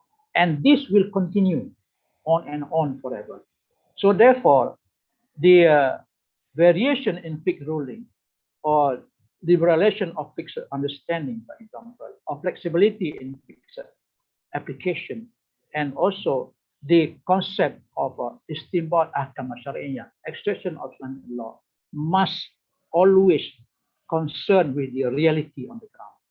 This, I have been mentioning this many times, because for us to really understand, okay, this separation is not separation, the combination, the merger of the law, the rules against the needs of the people on the ground. And of course, you are being told and will be told more often than now. And please do not forget this. Industry requirements and Fiqh requirements, of course, need to be matched. But remember, in banking industry, the objective to bring maximum profit to the financial institution, providing maximum profit. Okay. Okay. Can you hear, Dato'? Is there a problem with my voice? Hello? Yes, no problem. Okay. Clear. Okay. I said we cannot see your full face. It's okay. Because I make the screen slanting because I can read better. No, we can see only your cap. Okay. Okay, all right.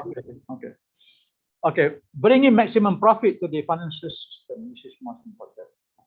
To them, under all circumstances, this is what the priority is. But at the same time, they do not want to violate the requirement of banking regulation, especially Sharia requirement. Number one, number two. So this is what we should have, the mindset. It cannot be changed. It cannot be changed because making profit and sustainability is so very critical in the industry. Now, we see the difference in opinion among the scholars in adapting the conventional financial method, for example.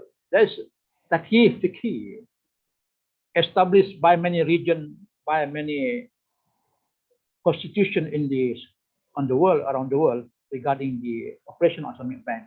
In the Middle East, they have their own sect.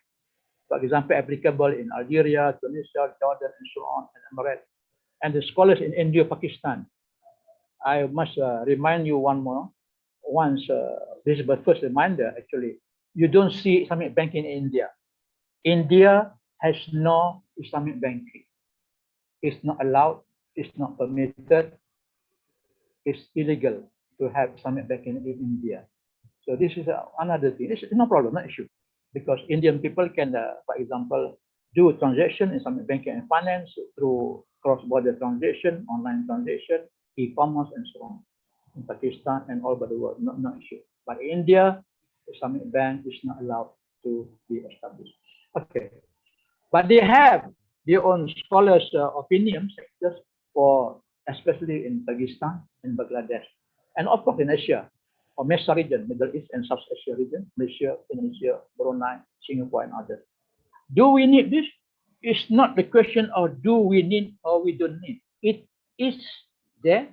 It will going to be there because of differences in the practices, differences in understanding, differences in application, differences in the opinion of the scholars and madhab. So let us accept this as part of the culture in the banking system and part of the issues within the application of fiqh in the muamalat system, whether in banking or outside banking system. Alhamdulillah. This was, I do not wish to discuss it because you should have discussed it, all the participants, especially the practitioners, people in the banking industry, or the people who are on the board of Sharia bodies, for example, Sharia council in the central bank, Sharia committee at the bank, Sharia board at the bank level. So you have to understand this in terms of permissibility. We have three categories or three spectrum. One is manic, okay. One is modic, one is mosik, which is prohibited. Okay, one is limited permissibility, one is open permissibility. And there is another one also, which is actually the reason for this thing. So within the prohibition, within the limited permissibility, and within the wider applicability, all the three things, okay, come together at one time or at any one of the time. And this has to be viewed seriously if you are to understand the application of fiqh in the financial system, especially, and outside financial system in general, for example. Also, I suppose that all of us that have already gone through the theories regarding the ahliyah. Without this proper understanding, it is not to say difficult, but it's not easy to understand the application of fiqh and also fiqh in the practical practices of the bank into our product and services, especially, and outside the bank as well. Al-ahliyah, whether al-wujub or al-ada, you know what it is. Actually, the capacity to contract. Because this capacity determines the ability of a person, institution, organization, entities, for example, to enter into contractual obligation between one another, bilateral or more than bilateral, unilateral, for example. And this concept of ahliyah is important. And understanding the concept of mal. Because concept of mal is so critical as what was discussed, I suppose, by my friend, Prof. Dr. Saya, when he was talking about the Maqasid al-Syariah, one of which is actually hifzul mal. Hifzul mal, one of the requirement under the basic Maqasid, or what is called it, Maqasid al-Syariah. Okay, al-Daruriyah al-Khamsah. When you look at what Imam Ghazali was saying in his Maqasid, in the Maqasid min al-Khalqi Khamsah, وهو أن يحفظ عليهم دينهم ونفسهم وعقلهم ومالهم ونسلهم. So مالهم يعني مال. The sources, the application, the uses must be consistent with Maqasid al-Syariah. This one is not my area, but we have to understand this. It was lectured very extensively by my colleague, Prof. Shaya'a. And theory of ownership, Maliyyah, for example. Going back to mal again, sorry. I have to mention this.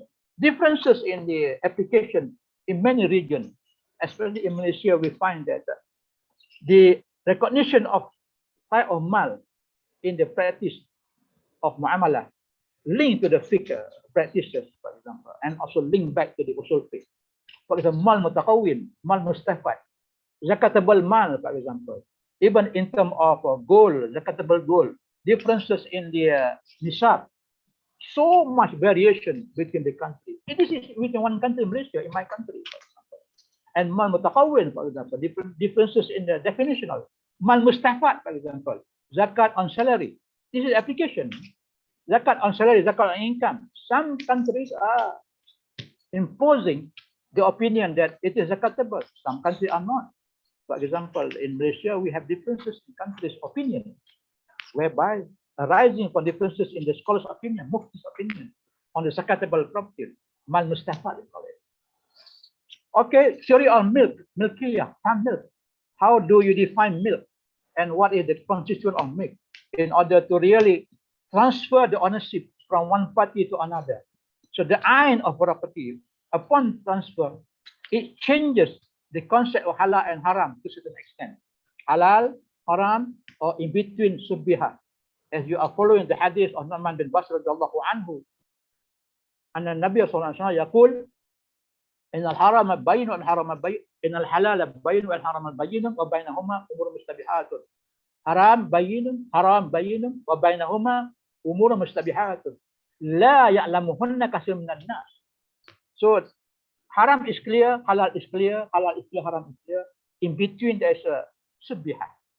So how do you define this concept of halal, haram, and uncertainty, unclear milk or the ownership? And of course, angkat. Having understood this, then we move on to examining the application of fiqh into the actual product and services, in particular within the banking and financial system that we have now, inshallah. So I hope that clarifies the foundation upon which, along which I will be discussing the lectures for the past 2-3 weeks, and also for the coming probably 2 weeks or so until we finish this program, inshallah. If you look at the country's spectrum or perspective of the country as regard to the requirement for compliance, challenges that we have, okay, governing the activities of institution, we have legal framework, okay, one of which Bank Negara Act, IFSA, Islamic Financial Service in Malaysia.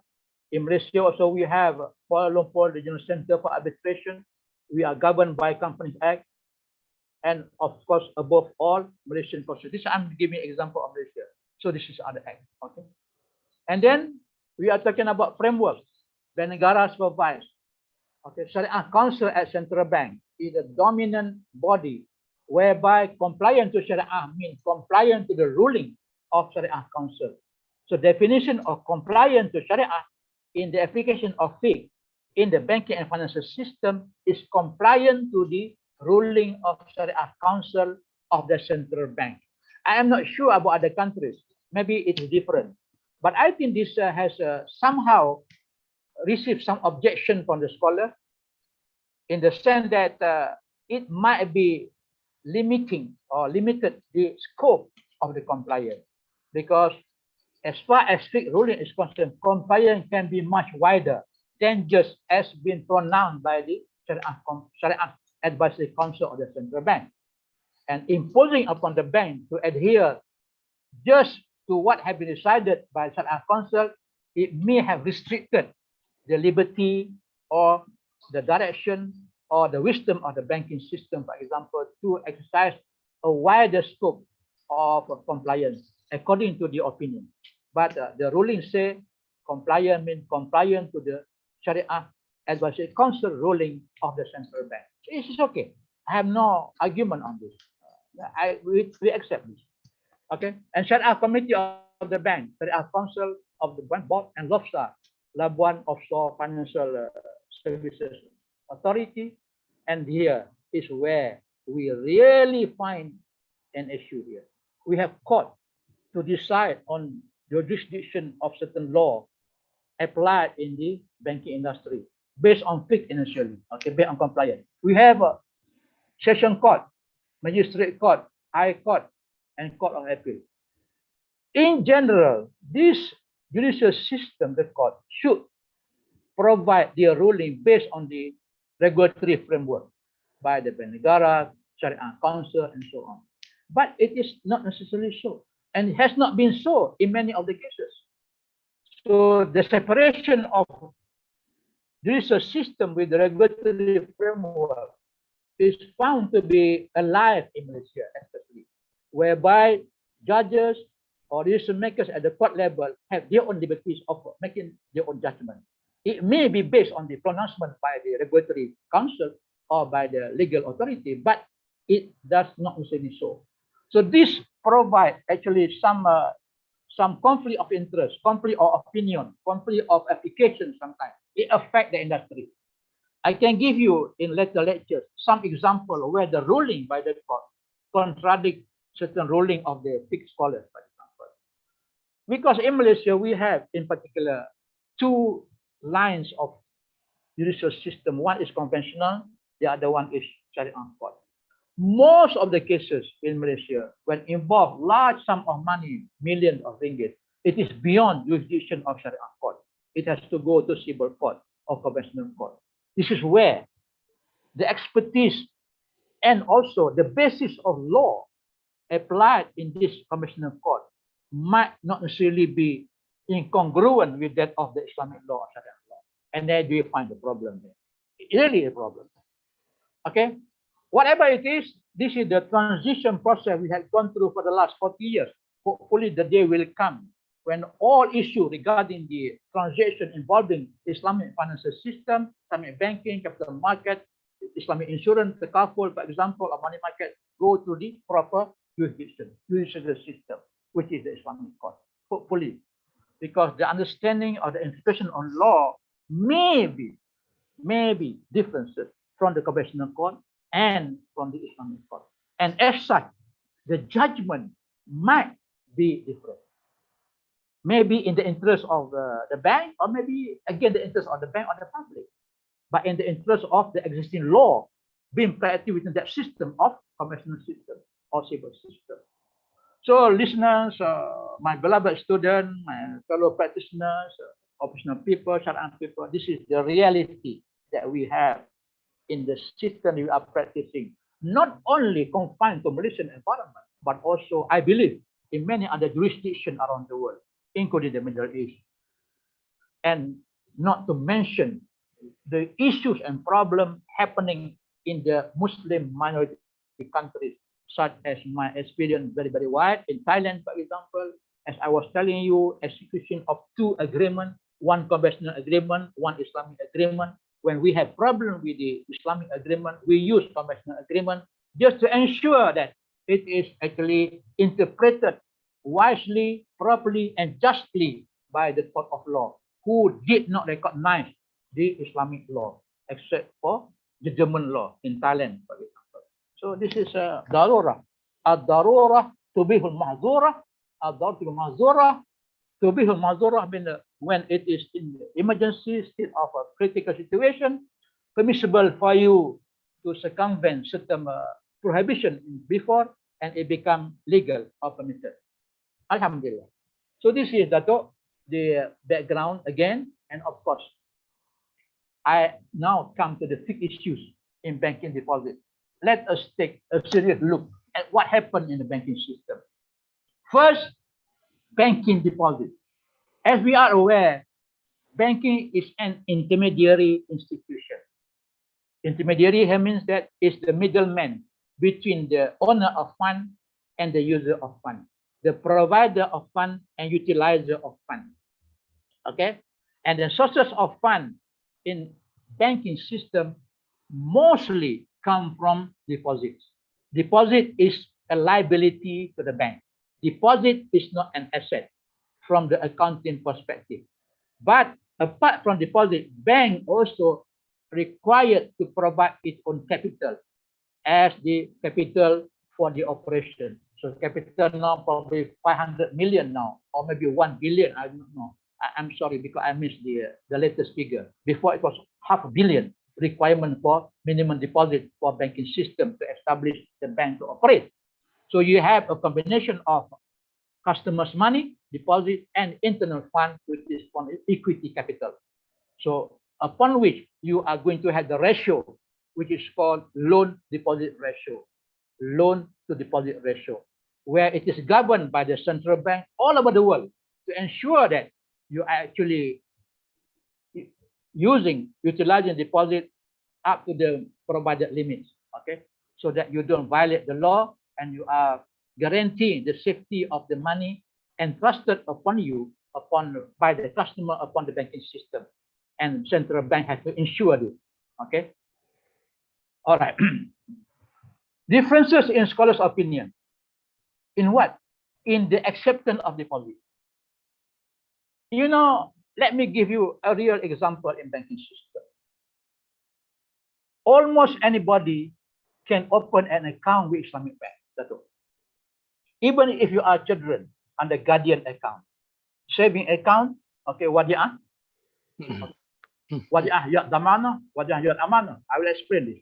Wakalah account deposit, mudarabah deposit, masyarakat and other form of deposit. All this. The issue here, how do I relate the fiqh issue? What are the fiqh issue? Is it issue or no issue? Yes, issue. What is it? Application of fiqh here is that bank accept all kind of deposit, all form of deposit. Do you agree with me? Maybe you don't agree. For example, a company involved in illegal industry. For example, in Malaysia, we have very big gambling institution in Genting. If you come to Malaysia, don't go to Genting. You are Muslim. Okay. But it's not a campaign here.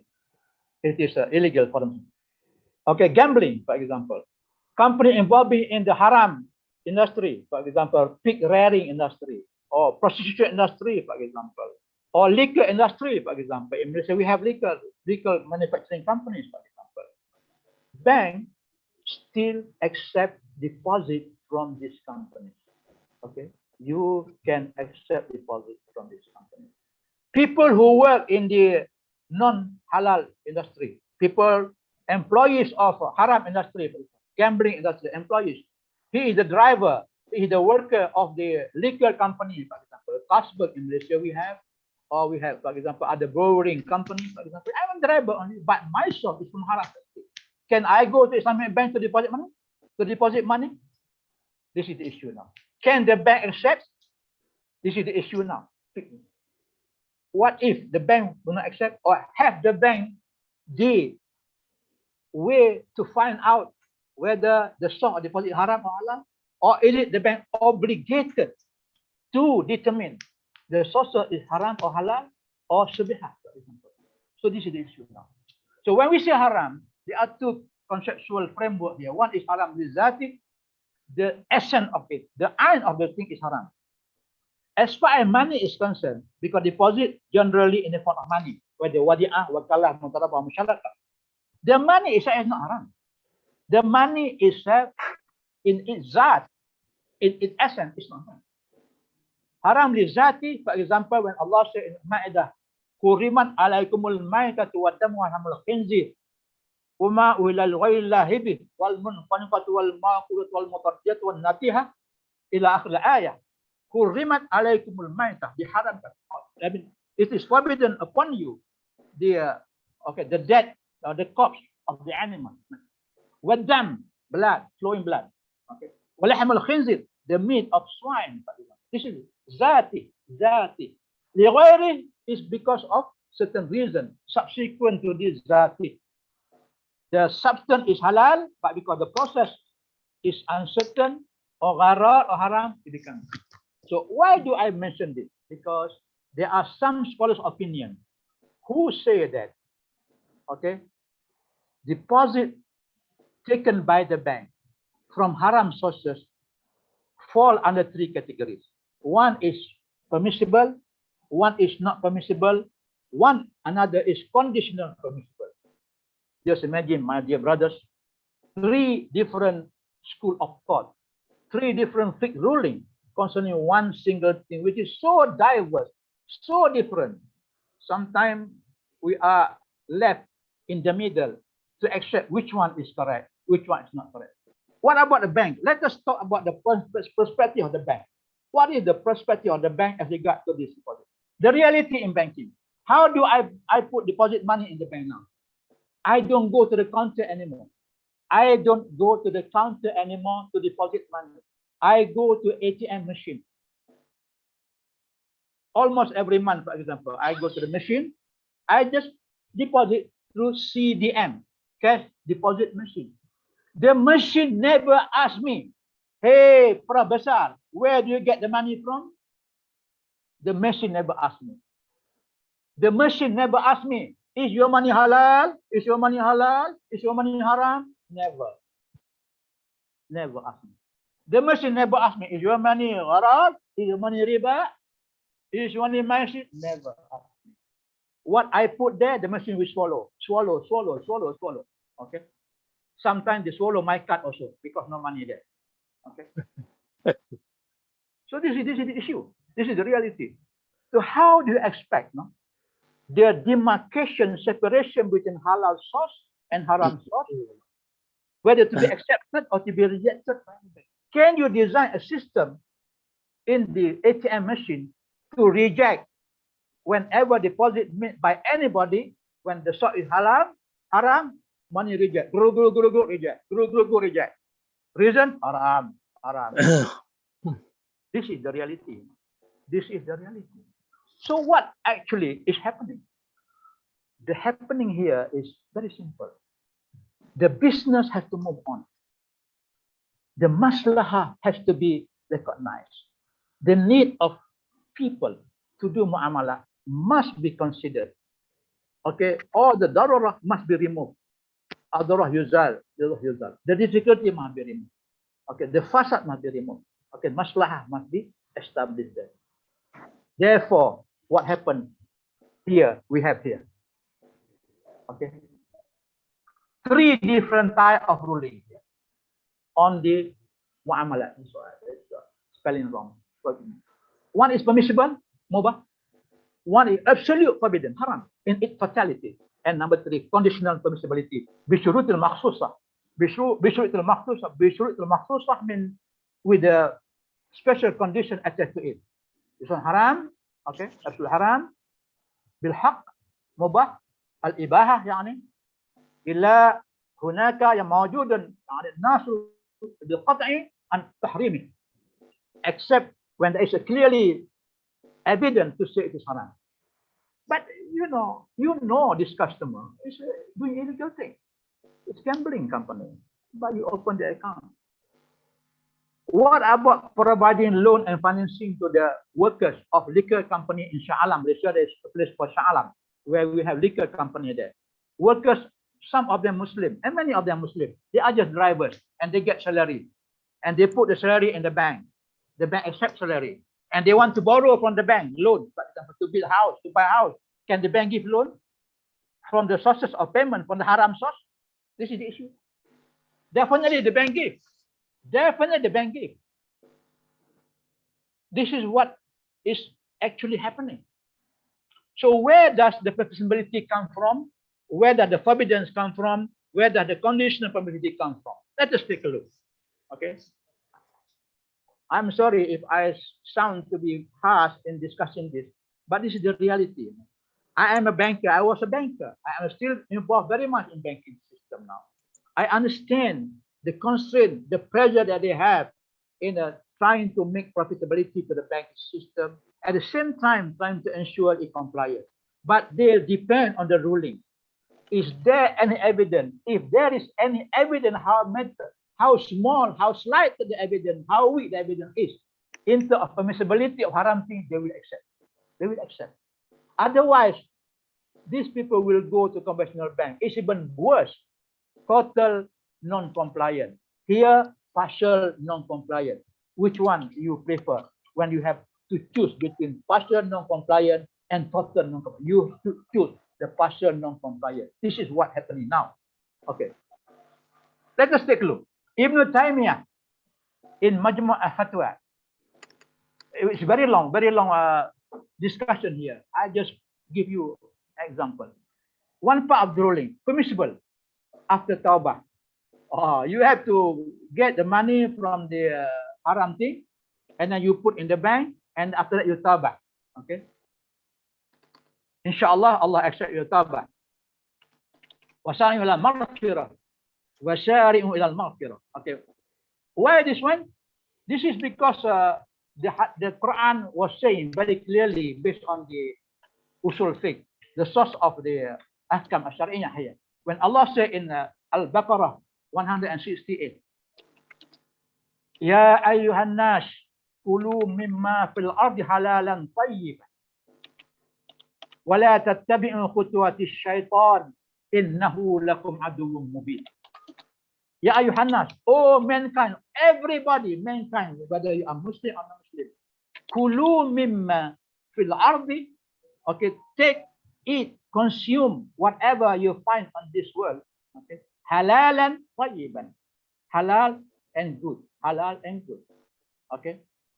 وَلَا تَتَّبِعُوا خُطُوَاتِ الشَّيْطَانِ. Do not follow خطوات من the step of shaitan.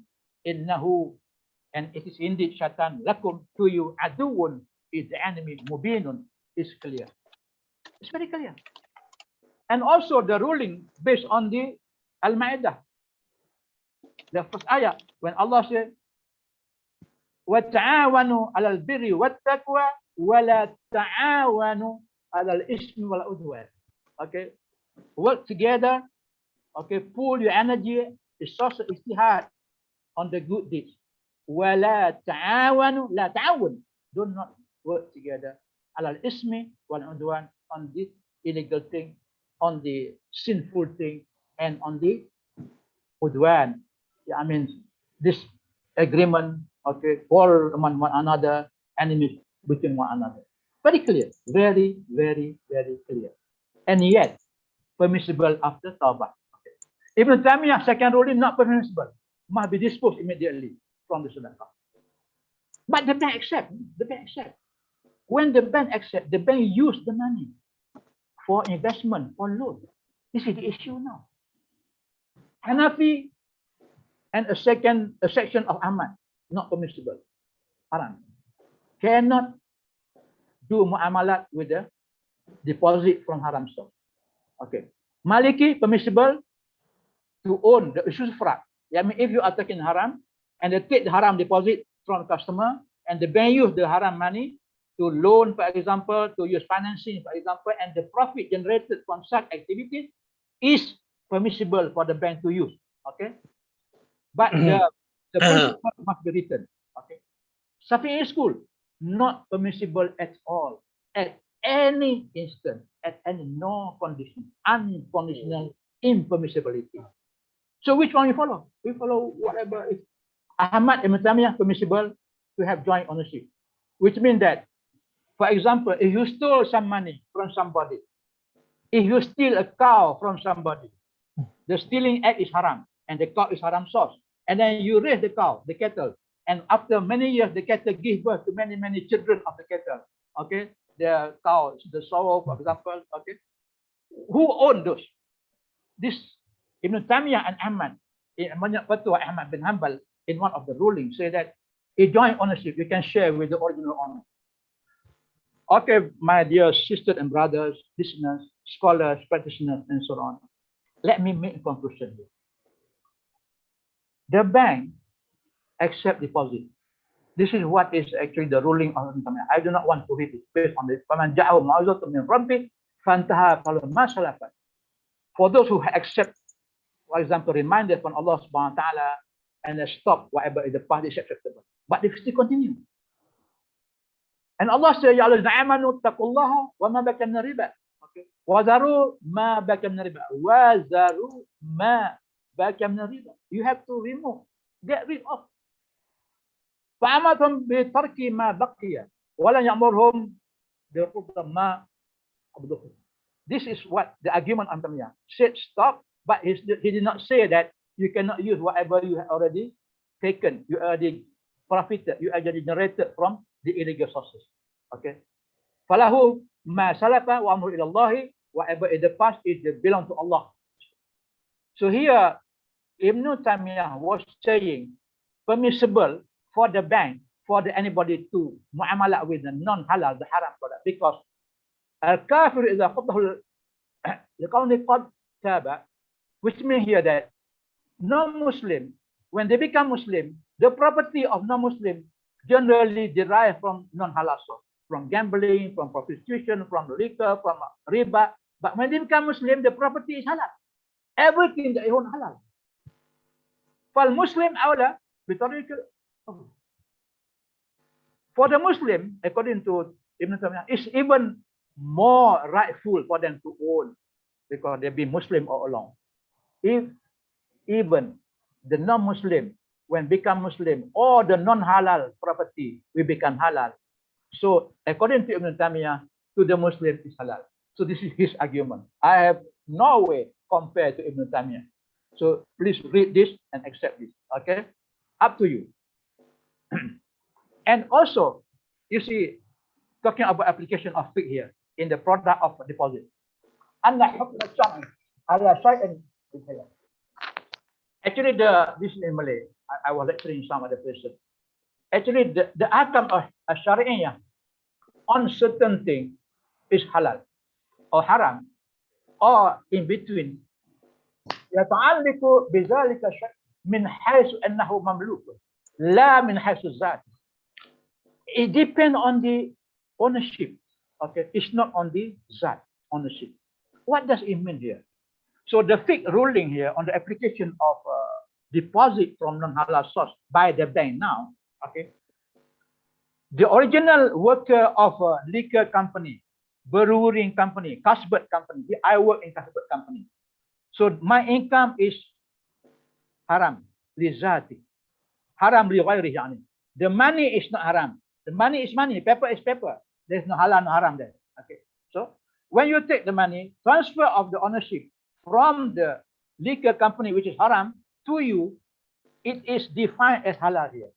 Okay, and you can deposit with the bank, and the bank accept the money as halal because of the changes in milk.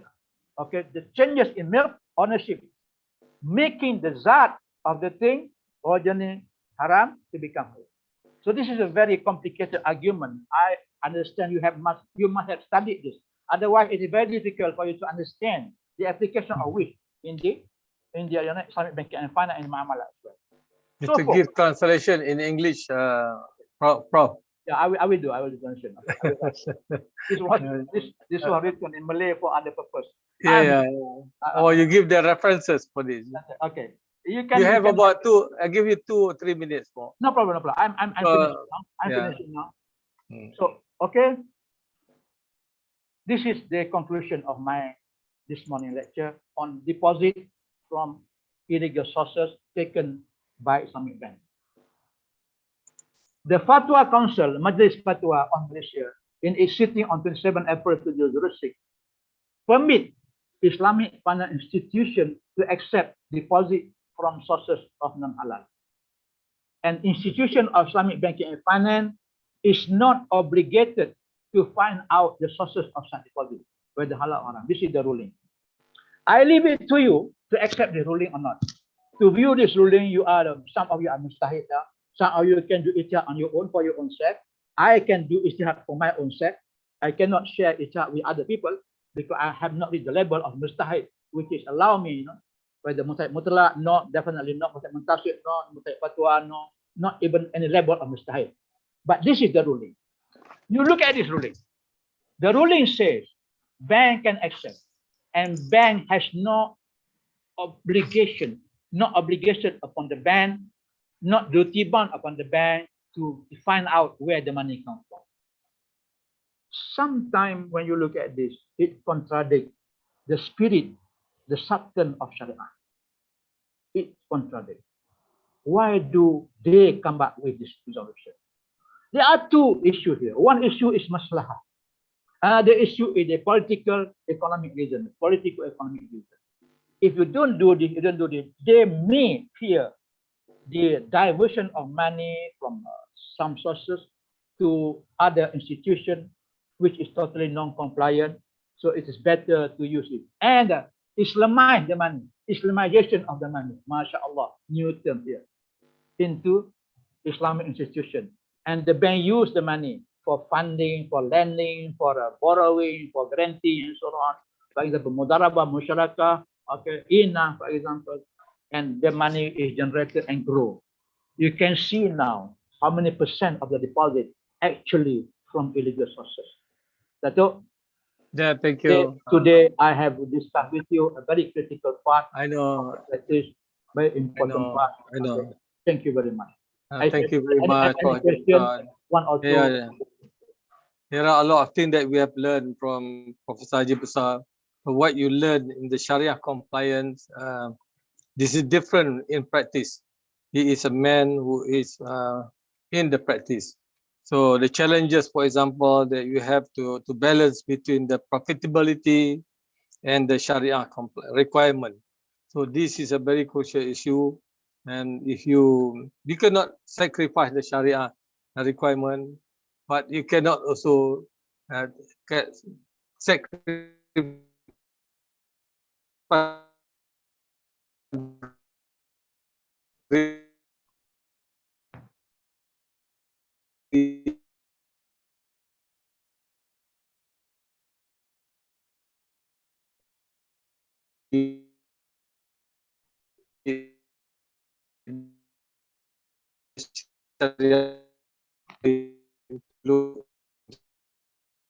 on the banking Besar, we have to face at the early stage. Maybe in the future, everything will be together, inshallah. As what we mentioned last, in the human resource, people are not being trained in Islamic banking. People who are trained in Islamic banking do not know much about Sharia. The people in Sharia do not know much about Islamic banking. So it is about to be solved now with the establishment of many universities based on integration of knowledge.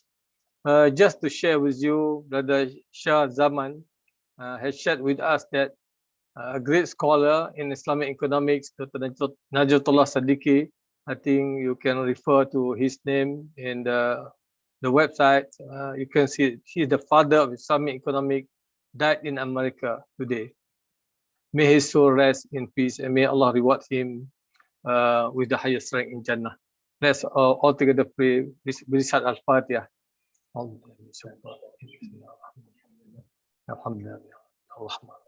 Malik Yawmiddin.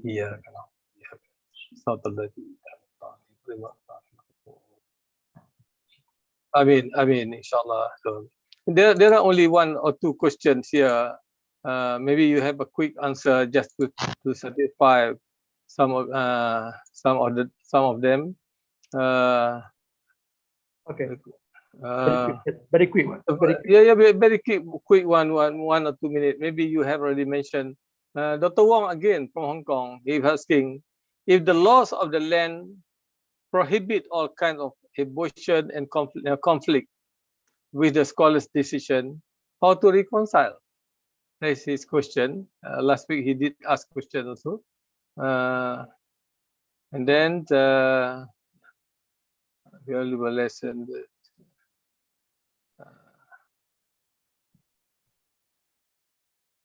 Okay. I think that's all.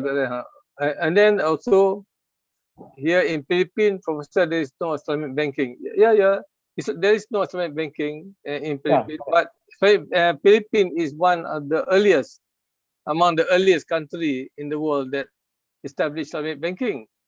When we had the course online with the attendance of the Deputy Governor of Central Bank of Philippines, he did mention that they had Islamic banking since in the 60s also, together with Tabung Haji in Malaysia and so on. But the thing did not go very well and they have to stop. So understanding that Philippines is not a Muslim country, there are many constraints. So I pass to you, Tajudullah. Okay. Thank you very much, Dr. Wong. Nice to see you again. And I appreciate that the concern on the reconciliation between differences in the school of thought and opinion among the scholars, even within the state itself. In Malaysia, we have 11 or 12 Sharia institutions for every state. And sometimes they differ. It is okay to differ because they can use the source of a reference from the various sources, the Quran interpretation, and also the Hadith or the saying of Prophet ﷺ. And of course, to them, the practical application is that to accept what is most convenient to the people and most useful to the people without actually causing distraction or fasad, for example, or damages, for example. So it's okay. But to choose between the greater damage or the greater benefit, it's okay. Okay, in Philippines, yes, in the Philippines, I believe it was earlier in Mindanao, Mindanao del Sur, but now it's not there. It was just cooperative, Islamic cooperative. Okay, Dato', thank you very much for. Thank you very much, Professor Jim. Inshallah, we see. Yeah. We should. Next week there won't be class because due to the elections. Week after next. Yeah, we see you again on the 26th. And then see you again on the 3rd of December, inshallah. So thank you very much, Prof. Hajim sir. Yeah. So, inshallah. Jazakallah. I hope everybody benefit from that. Inshallah. Thank you. Please share your slide to I us. will submit. Thank you very much. Assalamu alaikum wa rahmatullahi wa barakatuh.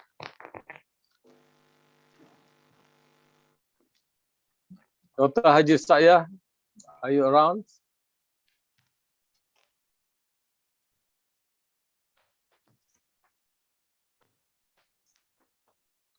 Professor Dr. Haji Saya? Yes, I'm around. Assalamualaikum. Okay. Waalaikumsalam. So thank you very much for your Saya. We missed you last week because last week your class has been taken over by Prof. Hajim sir. So we are going to continue on your lecture, the application of Maqasid Sharia in management, hospitality, in banking, and finance. So without further ado, may I call upon you to deliver your talk. Should we rest 5 minutes to give the participant? Would you like to share the screen? No, I want to say, oh, sorry. I suggest that we rest for 5 minutes to Okay. participant. Okay. Okay, Dr. Aziz, I've given you 5 minutes to stretch your leg and have some drink. Okay, 5 minutes. 5 minutes, I think is better. 5 minutes. Yeah. He understands the audience better.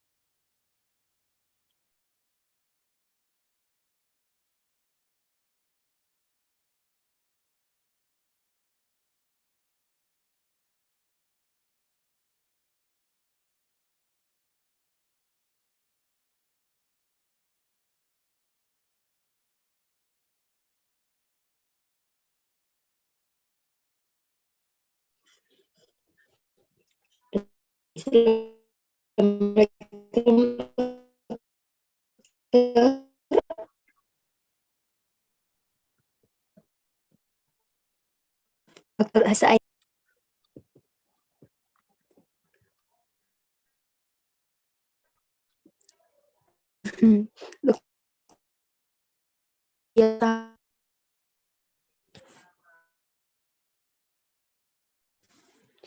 Dokter.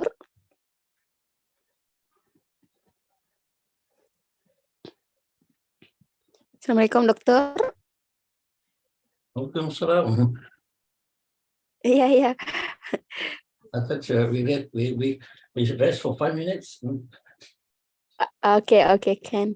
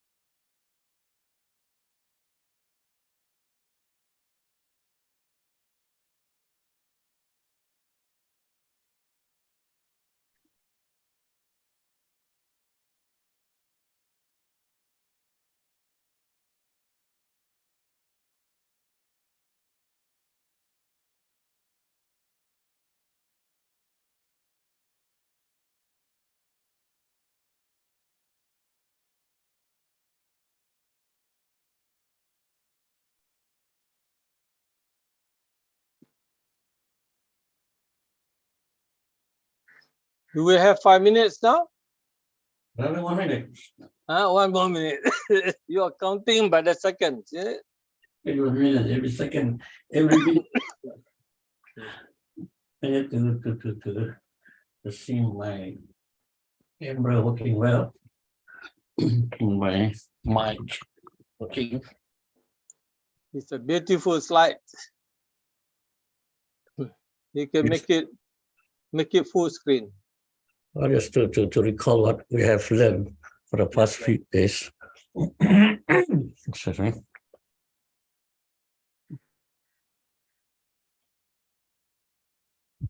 Can they use your slide for giving lectures somewhere else? Sorry? Do you allow our participant to make use of your slide to give a Yes, talk? they can do it. It is free of charge. I mean, knowledge is sharing. It's So a if wakaf. It's a wakaf for me. Yes, if they find it useful, they can always use it. If they find that there is some amendment to be made, they can always make suggestions so that we can amend. I can amend accordingly. Yes, because sharing of knowledge is very important so that we're able to develop knowledge. I try to what do you call it?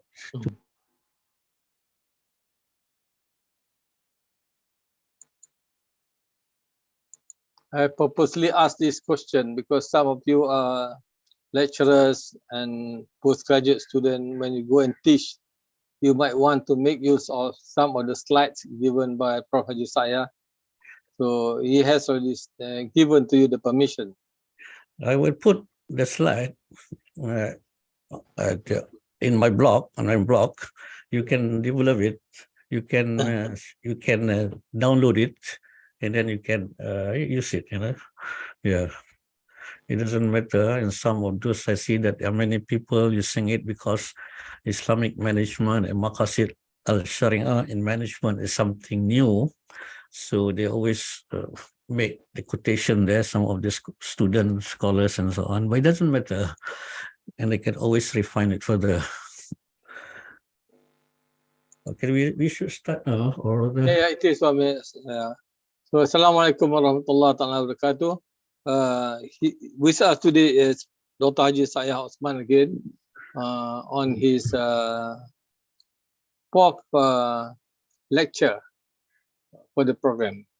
So last 2 weeks he completed 4 lectures already, and this is the fourth and fifth and sixth, inshallah, 3 more lectures. So I wish to call upon Dr. Haji Shaya'a to continue with his lecture. yes, excuse me, just to pick my what do you call it? So my mic. Is it okay now? Everybody can hear? Okay, Yes, Assalamu alaikum wa rahmatullahi ta'ala wa barakatuh. I'm very happy again to meet all of you today, and I hope that we're able to share knowledge and then develop knowledge together so that we'll be able to share it to everybody.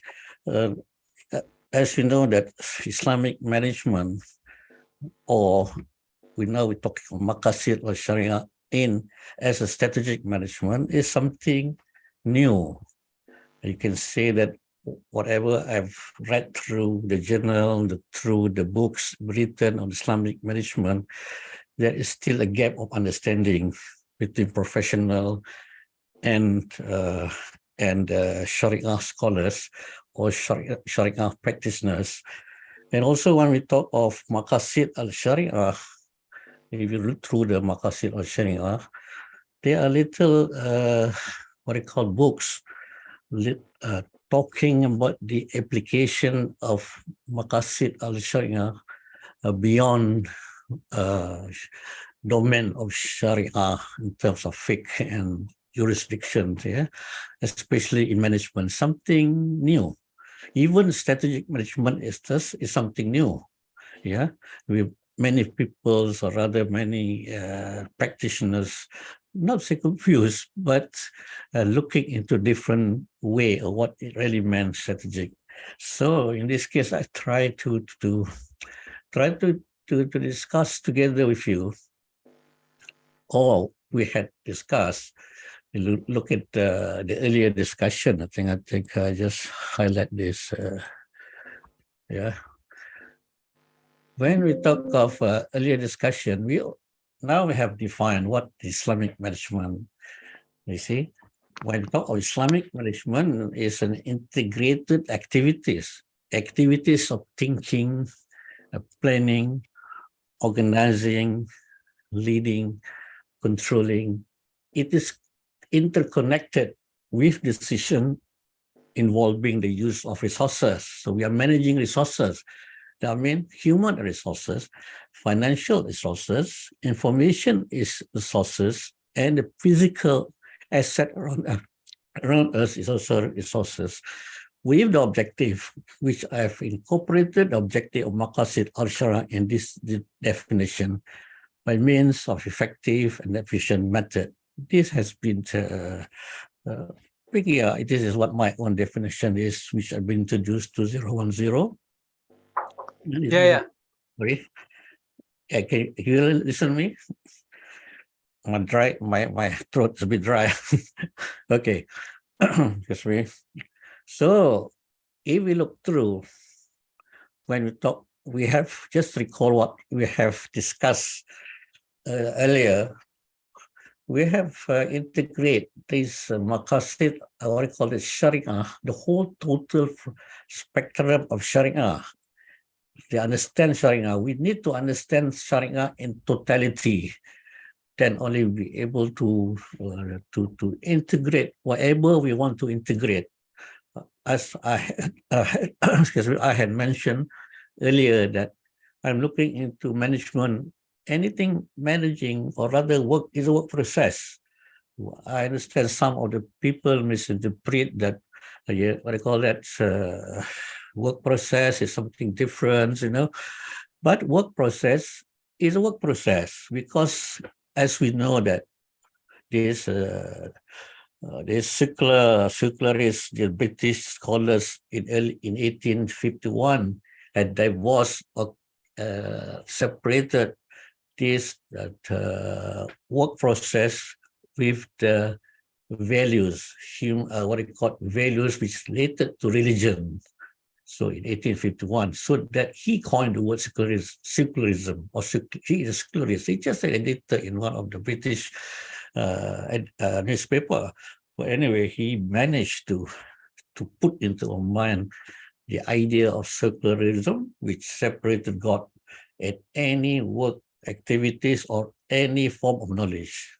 So here now we're going to integrate back in the sense that to add values to what do you call it? To whatever we do.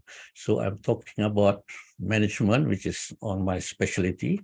So we have to integrate this. So we have to understand that when we integrate the whole process of management, therefore it transforms into Sharia management. So we understand that what we manage is managing resources, because we need to understand this.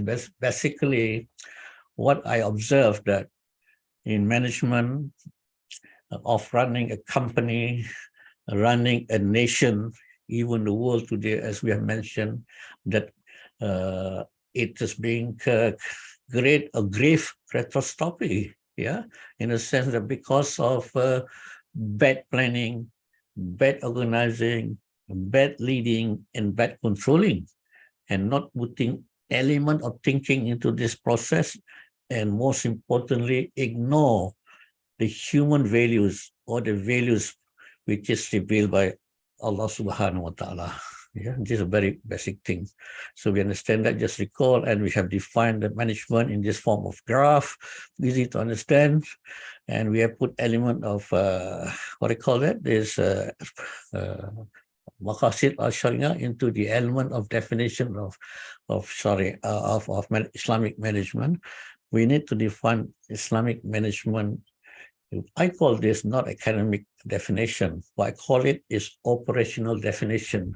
When we talk of definition, when we learn scientific inference, there are philosophical definition, which I consider academic. The other one is operational definition. A definition that could be operationalized. So this is what I mean. Most of my management definitions here is operationalized, you see. Okay, there are always questions being asked to me. What is the difference between managers and leaders? Yeah, there are managers, there are leaders. In an organization, there are chairmen, there are CEO. In an organization or in running a country, there are politicians, leaders. There are thousands and millions of civil servants running and administrating the nation. What are the leaders and managers? We need to understand the difference between managers and leaders need to understand the difference. So having the two personality, therefore, that we can see, I can see that the nation will go into grave catastrophe, which we have mentioned earlier. Okay. When we talk of leaders, it's very important to know the leaders. It may carry you into dangerous areas. Yeah, these are leaders. They're pulling all the managers into different areas. That is to your grave. So here, managers, what I could see that managers, I will talk to you the different, but we understand managers can be leaders. Yes, that is my own perspective. Leaders cannot be managers. Yeah, you see that the leaders, when interfering with the managers, they're doing the managers' work. You see, but managers can be leaders because they have built their own skill. Then they could become leaders. But leaders cannot go down back to the managerial world or managerial responsibility.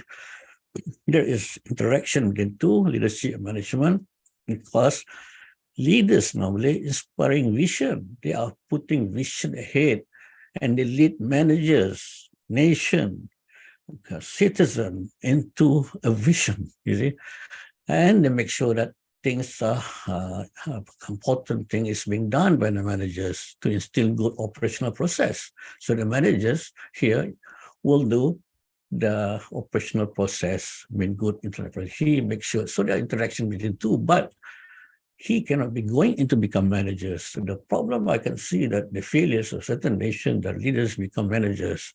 Okay, anyway, this is my own views. So we can see leaders.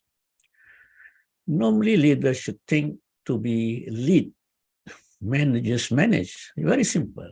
Leaders lead, managers manage. You lead the managers, you inspire the managers, you see. And leaders have vision. Leaders, you should create a vision, visionary. Managers have goal, have set up a goal in order to design, to achieve the vision. So even talk Islamic, that vision is Maqasid al-Syariah, because Maqasid is a long-term vision, Islam is a long-term vision, you see. And the detailed goal, tactical goal is bring by managers to achieve this vision. So not having vision, the leaders should be becoming a managers, you see. So leaders should have vision, leaders should lead to the vision, and leaders to think of long-term, managers to think of short-term. Long-term, what vision is a vision, long-term. Maqasid al-Syariah is a long-term. You can see, for example, vision of creating, what I call that, first vision to protect the religion. So how to protect the religion, not being, what I call that, the last one that is not being corrupted or misunderstood. So managers should think of how to create the goal, short-term term, which is measurable from time to time to achieve the long-term vision. So there are two things here. Leaders are change agent. He wants to make change to the thing. Managers maintain the status quo. And I look at the thing and look at the leaders make changes to certain things, transform the nation, transform the company to go ahead. You see? That's a leader. Leaders take risks. You have to take risks. Managers control risks. You see? So in this case, we can see the leaders rely on personality to develop his personality, integrity, and so on. The way he speaks, the way he reflects the image that, as you know, that Prophet Muhammad sallallahu alaihi wasallam is the great leader, is par excellent leader, example for all mankind to follow. Yes, it is non-researchers, by academician, by professional, by politician, they came out the conclusion that Prophet Muhammad is the role model, which is cannot be yet or cannot be challenged until today. So he's a par excellent, and that is his personality, his way, his vision should be followed by managers, by leaders. And this is only, and managers rely on his skill. So managers should develop skill, method, tool to help the leaders to achieve his vision. These are the differences what I could share with you. Yeah, and managers, leaders develop relationship, develop good communication, a good relationship between his the customers, the nations, the citizens, and so on, and manage focus on development of systems and processes. And these are the difference. Okay. Now we know the difference between leaders and managers. So the two, it cannot be interfacing, or rather interfacing, but the leaders cannot do the work of the managers. He took our vision ahead. Managers looking into the short-term goal, how to achieve his vision. There's two different. Leaders lead, managers manage. This very basic element or responsibility in the management, whatever it is, managing a community, association, country, or the world at large. Okay, so now let us talk about Maqasid al-Syariah in management strategy, where it is being mentioned earlier, but perhaps be able to refresh and more specific in a sense. Okay, it's a very simple thing, I think. When we talk of define just now Syariah management, personal, community to the company and the nation, Maqasid is very simple. Ultimate objective, the ultimate objective of whatever we do, you see. And al-Syariah, you can know the commandments of Allah for all aspects of human activities in this world. This has been discussed earlier. Management, as we've been discussed last two even chapters, activities of thinking, planning, organizing, leading, control. So if we combine the Maqasid al-Syariah, you see, management, ultimate objective or the commandments of Allah for all aspects of human activities, including management in this world, to achieve the objective of protection of religion, protection of life, protection of offspring, protection of intellect, and protection of our resources. You can see the whole spectrum of Sharia is very wide, it's comprehensive, it's complete, you see, and it looks beyond this world. The objective or the strategy, what they say, the global strategy, but Sharia is beyond that universal strategy. Not only is this global, and the ultimate objective as a Muslim, we are going to hereafter. Okay.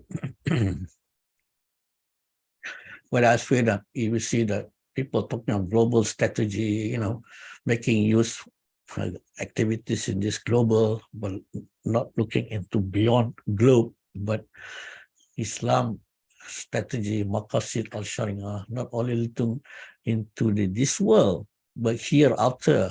We always pray, Rabbana atina fid dunya hasanah wa fil akhirati hasanah wa qina azabannar. Mean to say, we pray to having good life in this world and out in the year after. The two we are looking for, not beyond this world alone. Okay, of course, the end, which we believe in the heaven and hell. We are asking Allah to protect us from going to hell. Okay. When we talk of, just to give a background of strategy, when we people strategy, everybody talking of strategy. You see? Actually, strategic management, in terms of management, is relatively young subject.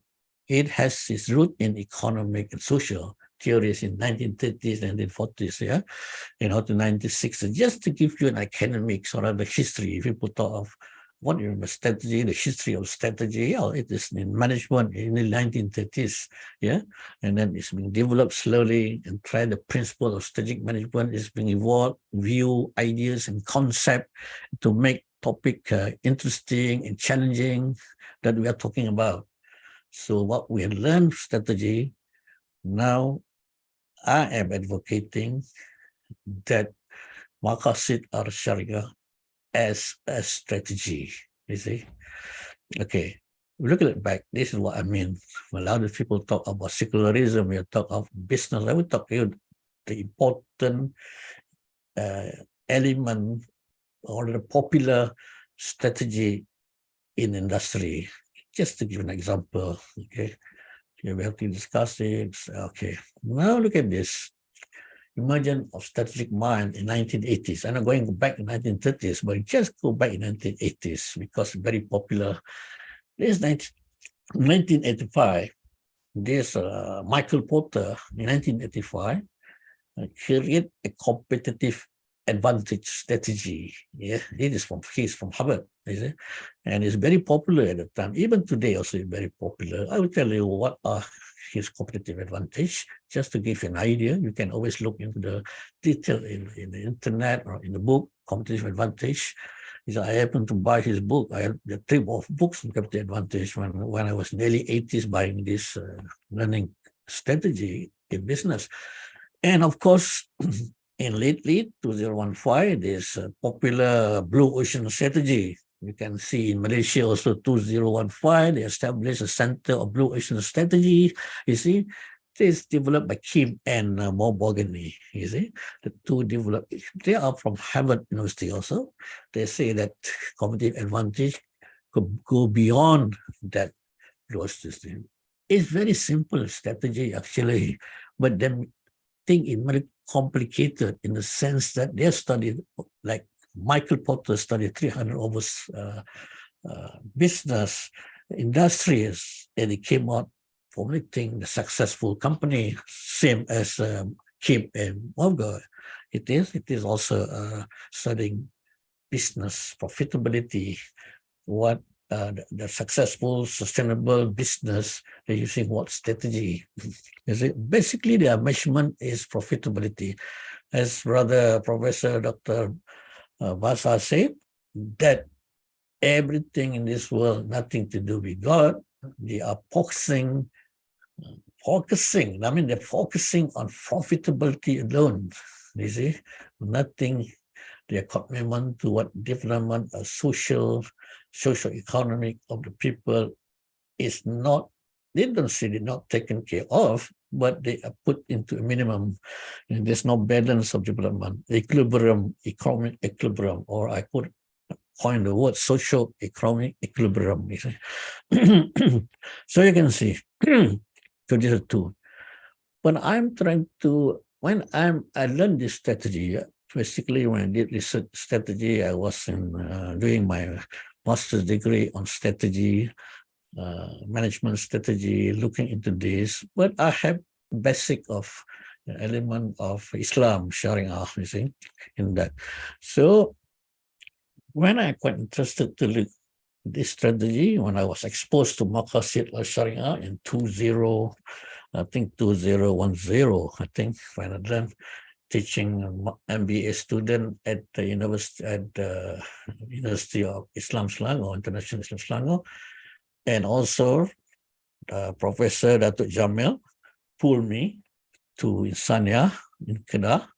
It is basically now is a university, Islamic International Sultan Mohamed Shah, yeah, UNICEF in short. So I starting to study in depth about Maqasid al-Syariah, because that at that time always pushed me to draft a speech, to draft this and sort of thing, you know. Even to, I remember one seminar, he asked me, shall I please draft a speech for the late Chief Minister on Maqasid al-Syariah. So I was told, I was warned by the Chief Minister, Shaya'a, I am expert in Maqasid al-Syariah. I said, yeah, you are expert in Maqasid al-Syariah, but you're expert in the field of Sharia, in the field of jurisdiction, but I'm expert in management.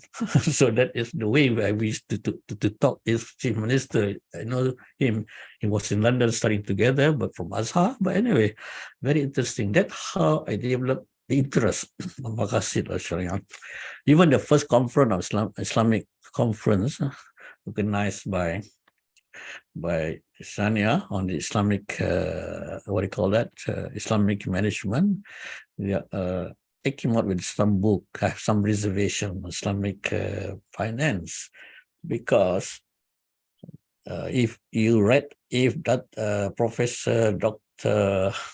Besar mentioned that they are basically focusing on profitability. You see, as we know that there are seculars are focusing on, even put the element of Sharia. To my observation, I put some of my views in this book, on the first chapter.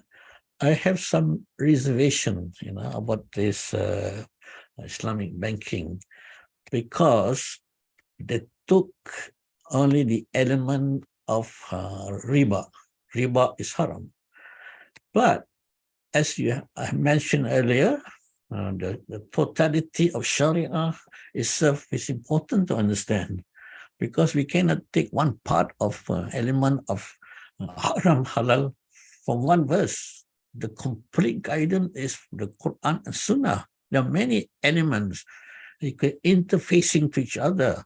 For example, very simple, aqidah, faith, yeah.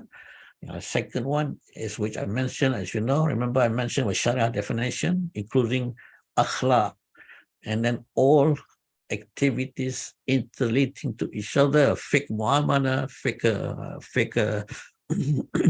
ibadah, fiqh munakahat, fiqh dawlah, and all these things are interfacing to each other. They must be complete. Of course, we have to start somewhere, but we must have the strategy, Maqasid al-Syariah strategy for long-term, ultimate objective. So we able, when we have a long-term objective, we're able to proceed or design a tactical strategy in operation toward the long-term. This is important, what it means, strategy, the long-term. You see, all this is short-term. Profitability is very long-term, but it is forfeiting in terms of short-term objective for the goals, for the short-term goal, means short-term objective for interest of their own, you see, but not in comprehensive and go beyond the global toward the universe. Okay, this is the first book I did mention. I'm propagating Maqasid al-Syariah. Then I put another in this journal also, mention about corporate governance and Maqasid al-Syariah in hospitality industry. I'm just proposing, and so many people are not talking. When you look at the internet, Maqasid al-Syariah strategy. There's nothing to be there. And I try to focusing on the development of any community development. Putting application of Maqasid al-Syariah in terms of here is what do you call that? Overriding objective for the strategy of developing a Cambodian minority. So these are the elements I'm propagating. I'm finalizing my book on application of setting management in industry. I'm doing this not for academic. I'm trying to apply. All my work is application is I try to put application here to put in the mind of a strategy of Sharia is applied, should be applied in terms of operational process of work in any field. In medical field, you must have some application of strategy, because Sharia is values, is a wisdom, is a principle, it is the rules for humanity. You see? Now, in next lectures, I will try to discuss with you that we need to create what I call this Sharia humanistic culture or society. You know that now? The Japanese is propagating the idea of Society 5, Society 5, which is they introduce it, the industrialists introduce it in 2015 International Conference. And now it's being discussed now.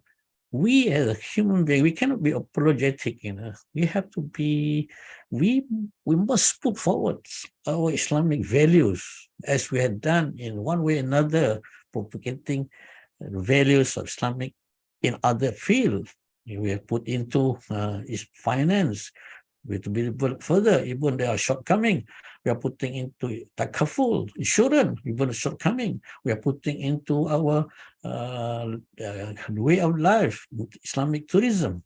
We are putting into halal industry in terms of not only in food, we're going beyond medication and other things, cosmetic. These are the values you have to create. That you have to create now a culture of humanistic value, Islamic humanistic society.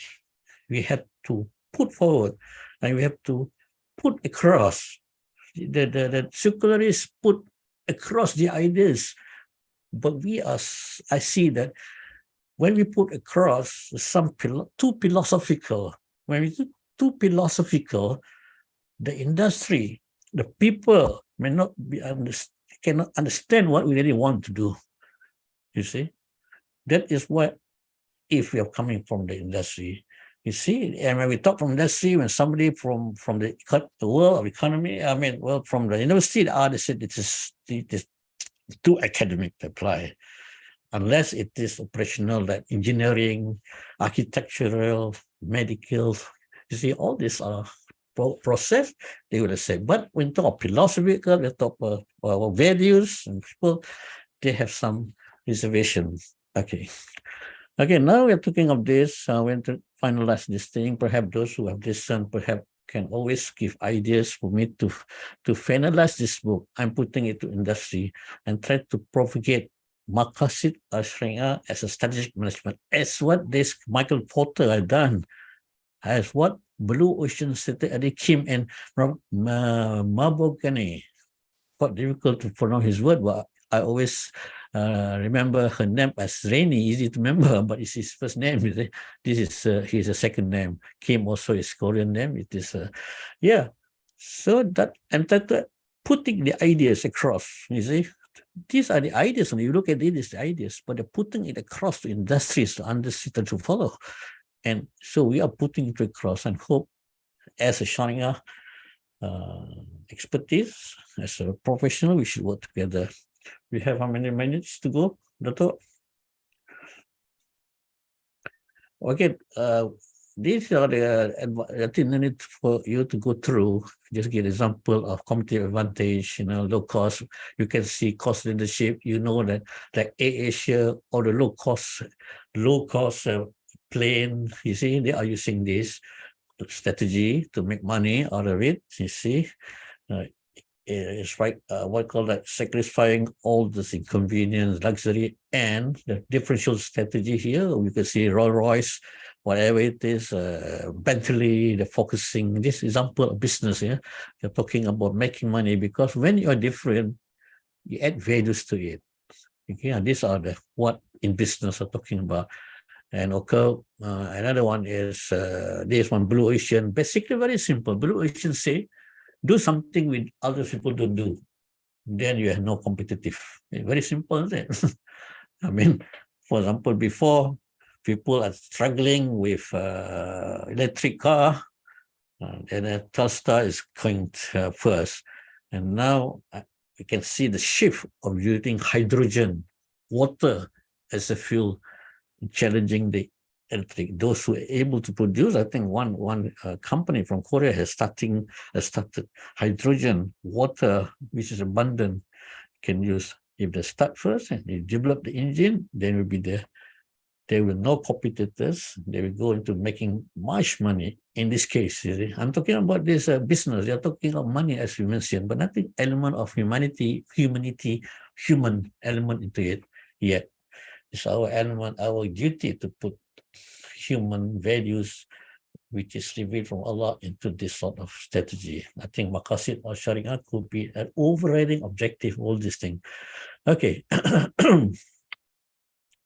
When you talk strategy, now in theory, economic, there's so many. You can read Queen theory, games theory. These are strategy management theories they are putting in. In reality, what I've been studying, all these things, there are two philosophies, two theoretical. And then when we to define it further, to apply it, is being difficult in that sense. So what I study through all these strategy theories, these are the most common area where it's more practical. It's done by Henry. Strategic management process framework is a process, work process. What I would say, a work process, I mean, we can do it. Okay, so from here, I took this model here. This is a process. You can see the word process. When you look at the process, external environment, if you're going to do some strategy in organization, you look into external environment, then you look into internal environments, then you look into establish a long-term objective and so on. These are basic model, what do you call that, advocate Henry, you see.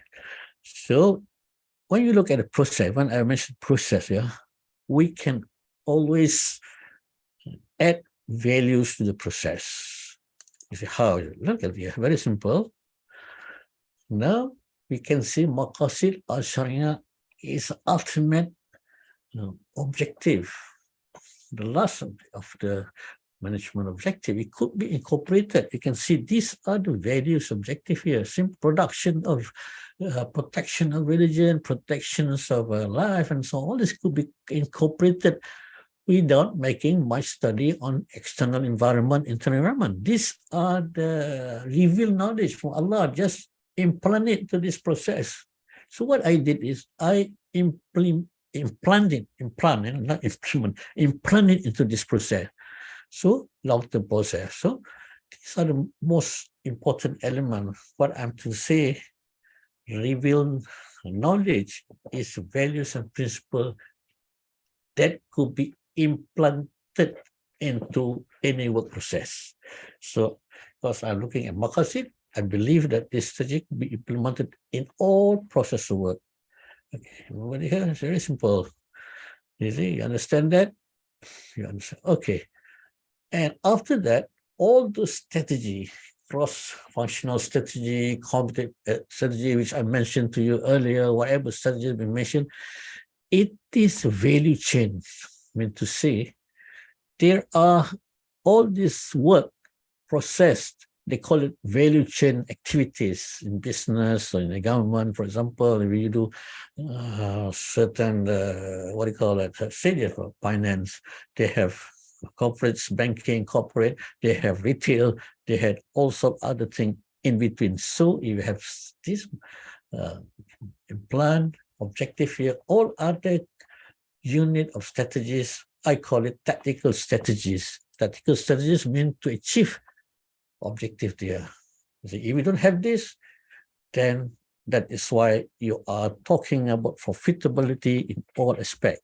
You see, well, here we have been mentioned, you have to be looking into these. If all the profitability, make sure it is geared toward protection of religion and also protection of what do you call that, life. You see, you don't take people's money and all this. And we talk of offspring, you see, and whatever business you're going to do, make sure this is applicable.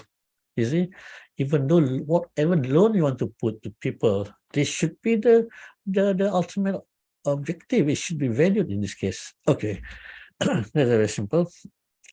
So we can see if we're going toward this Maqasid al-Sharia strategy, if we're really serious onto it, I believe we are creating into a new mainstream Islamic economy. You see, we have discussed that earlier, that whole spectrum of economy, the put element of Sharia, Maqasid, that the whole spectrum of economy will be transformed into Islamic economy. Very simple. You can see that we had the Islamic industry, as mentioned earlier, food industry, cosmetic industry, what do you call it?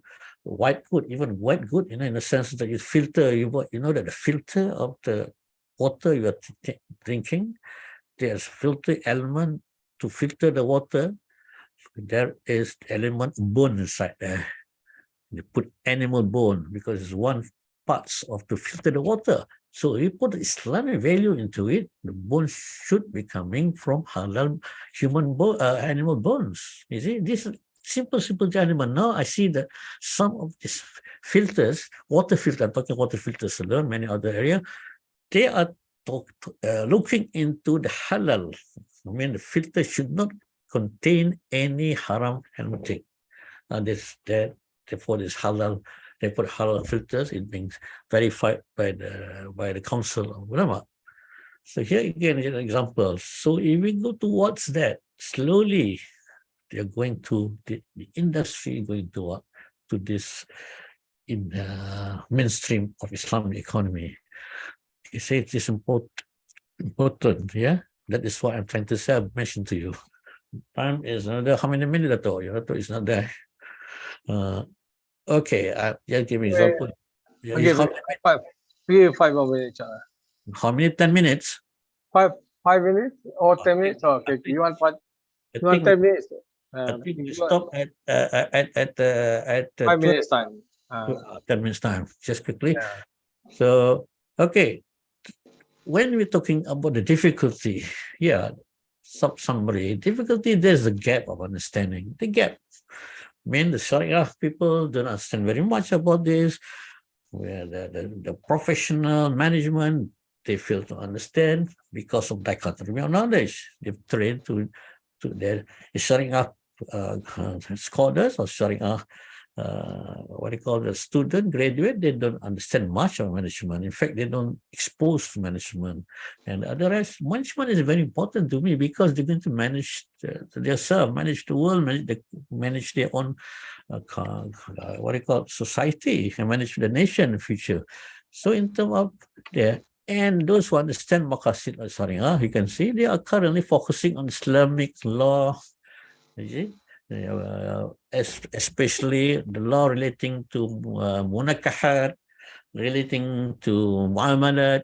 You see, detail is being discussed in detail in application other areas. That's what I've been observing. I done a study on this, you can see. Okay, I then make some study on the perception. This is based on qualitative analysis, which is based on the thinking of the scholars from book in general they have written and the interviews. And these are parts of my PhD work I done to study before I could proceed on what are the problems. And then we can apply it in a sense to change the mind. So we can see here, I give you an example of Sharia scholars. These are Sharia scholars. Sharia scholars, you see, these graduates, I'm thinking of Sharia scholars, they may have little knowledge about what do you call this, management and strategic management. They're not exposed to it. I don't blame them, especially on strategic management. There's nothing mentioned about that. Is it? Okay, they are expert in terms of Maqasid here. This is called the green one, yeah. I mean the blue one. So come to management, they have little knowledge, and come to Maqasid, strategic management, they don't know. Is it? So it's very important.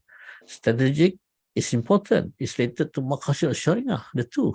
You see, objective. So they understand this in their own domain, you see, but in terms of management, they don't understand. This from Sharia scholars. See, from professional scholars, they have little of Sharia, they have under management, they also have little strategic management. You can see that in university, I don't know how much they're exposed to industrial strategy, business strategy, but they are talk of management, function of management. They talk management strategy, but detailed strategy is not being discussed in detail. When you look at the syllabus, yeah, you may understand that. Okay, so we can see here, I'm making a study on this, but through interview, through books which I've read, through journal.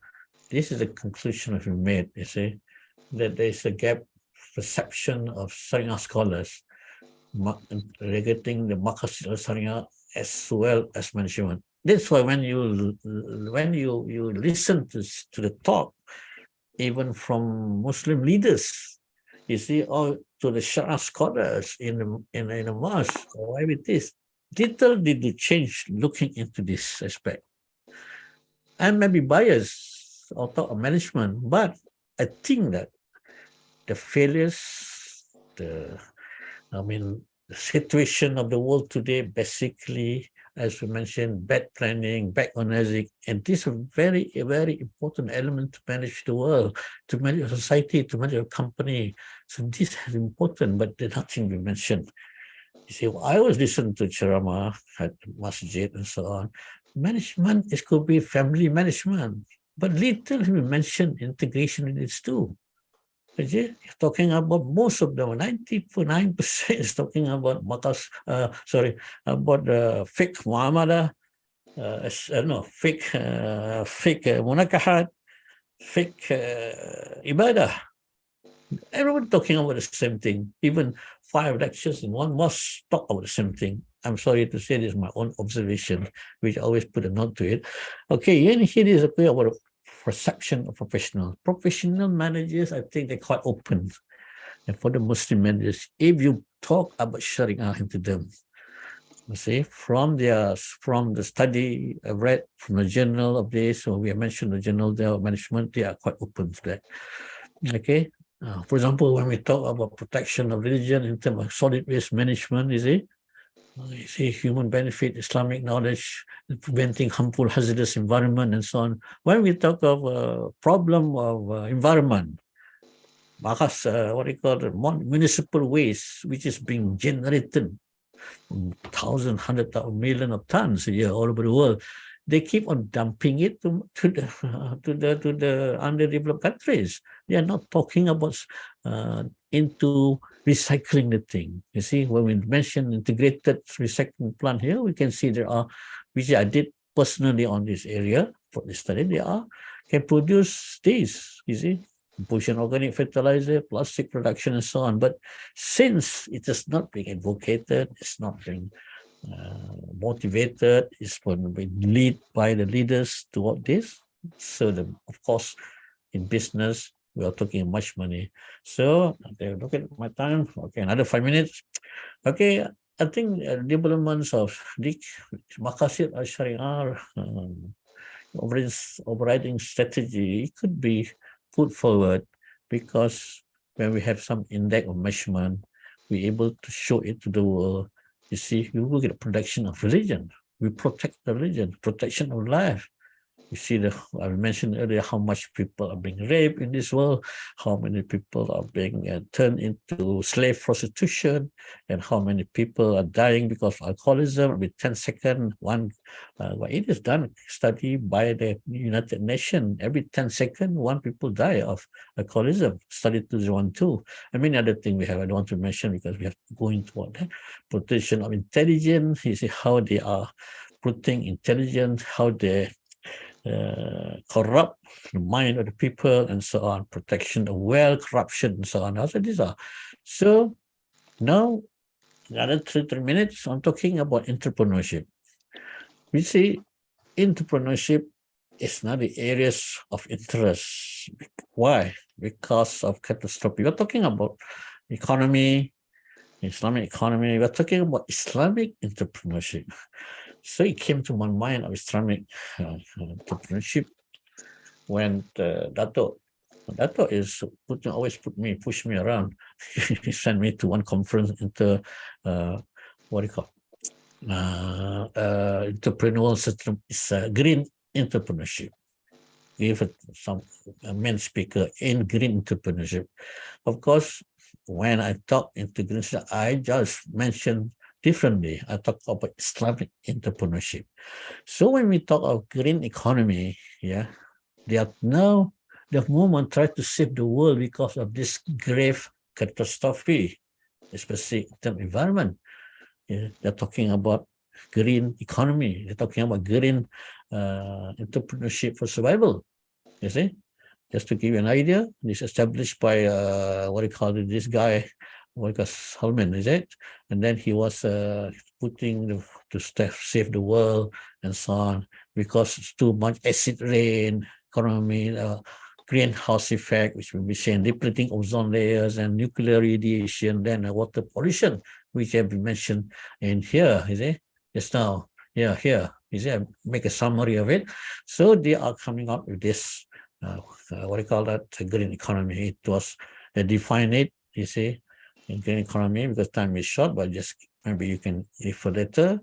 This is how to do it. And then I'm advocating of Islamic economy, Islamic entrepreneurship. You see, I mentioned that green entrepreneurship, the entrepreneurs are looking into the environments alone, but Islamic entrepreneur looking into the total aspect of it. It's very comprehensive. Religion, life, intellect, offspring, because the application of Maqasid al-Syariah. You see, this is what I did mention to them. You see, it has been mentioned, it has been introduced by Prophet Muhammad sallallahu. This is by what?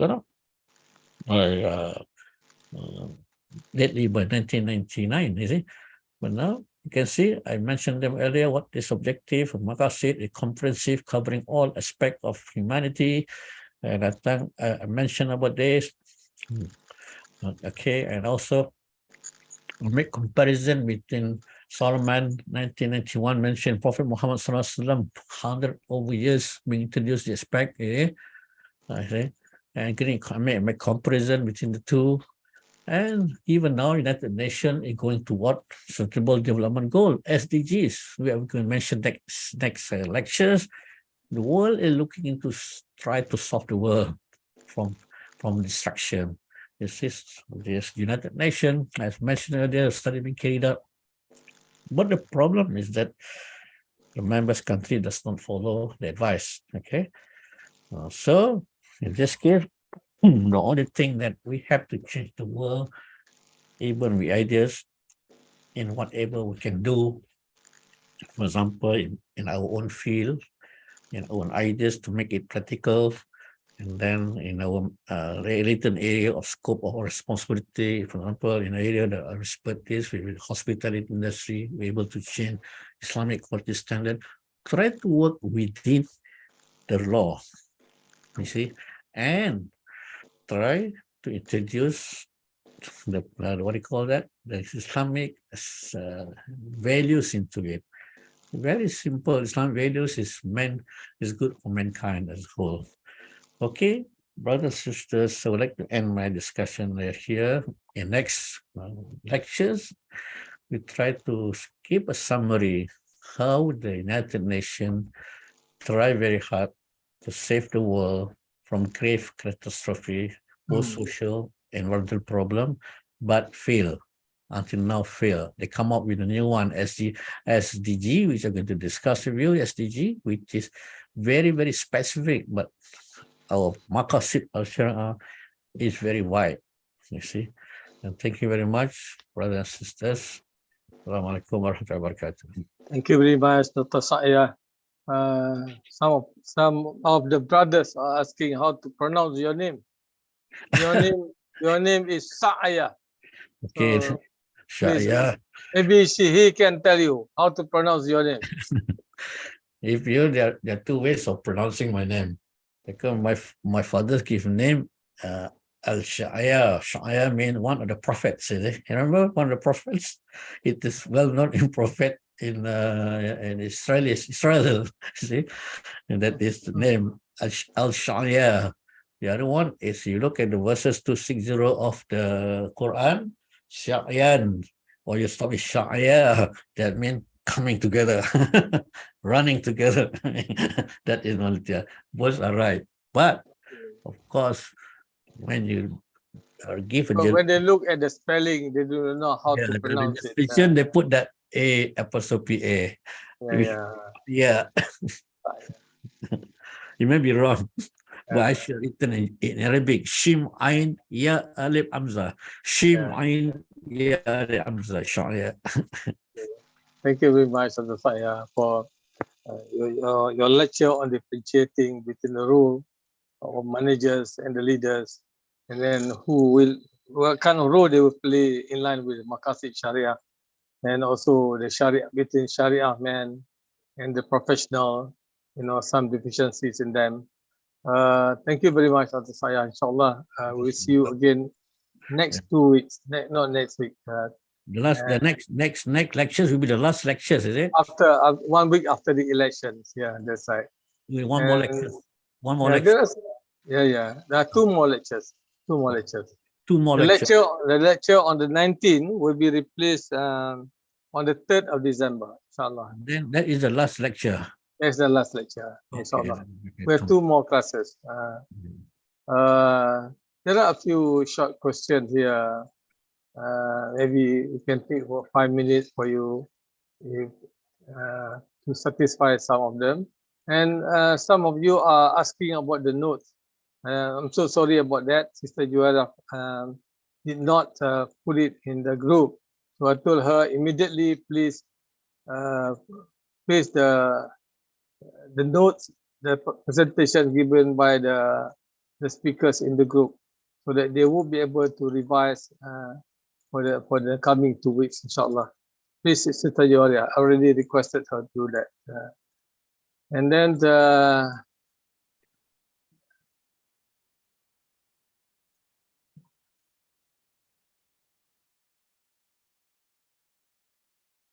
do you see any question on the chat box? I saw some question. If there is no significant question in the lecture, and they were asking about your book. I think you did mention your book coming soon, inshallah. The other book, yes, the last book will coming soon. The other book, which some notes are being established in my blog. I'll give you a blog next week. Next. Please go through his blog. There are many lectures given by him, inshallah, but at other places. With that, we would like to thank for my sister, eldest and pass away. Please, all of us, read Al-Fatiha for her.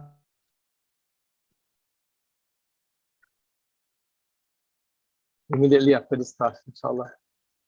Bismillahirrahmanirrahim. Inshallah. See you again.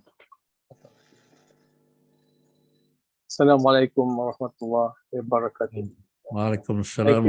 Thank you, brother. Thank you, everybody. Inshallah, see you again the next 2 weeks.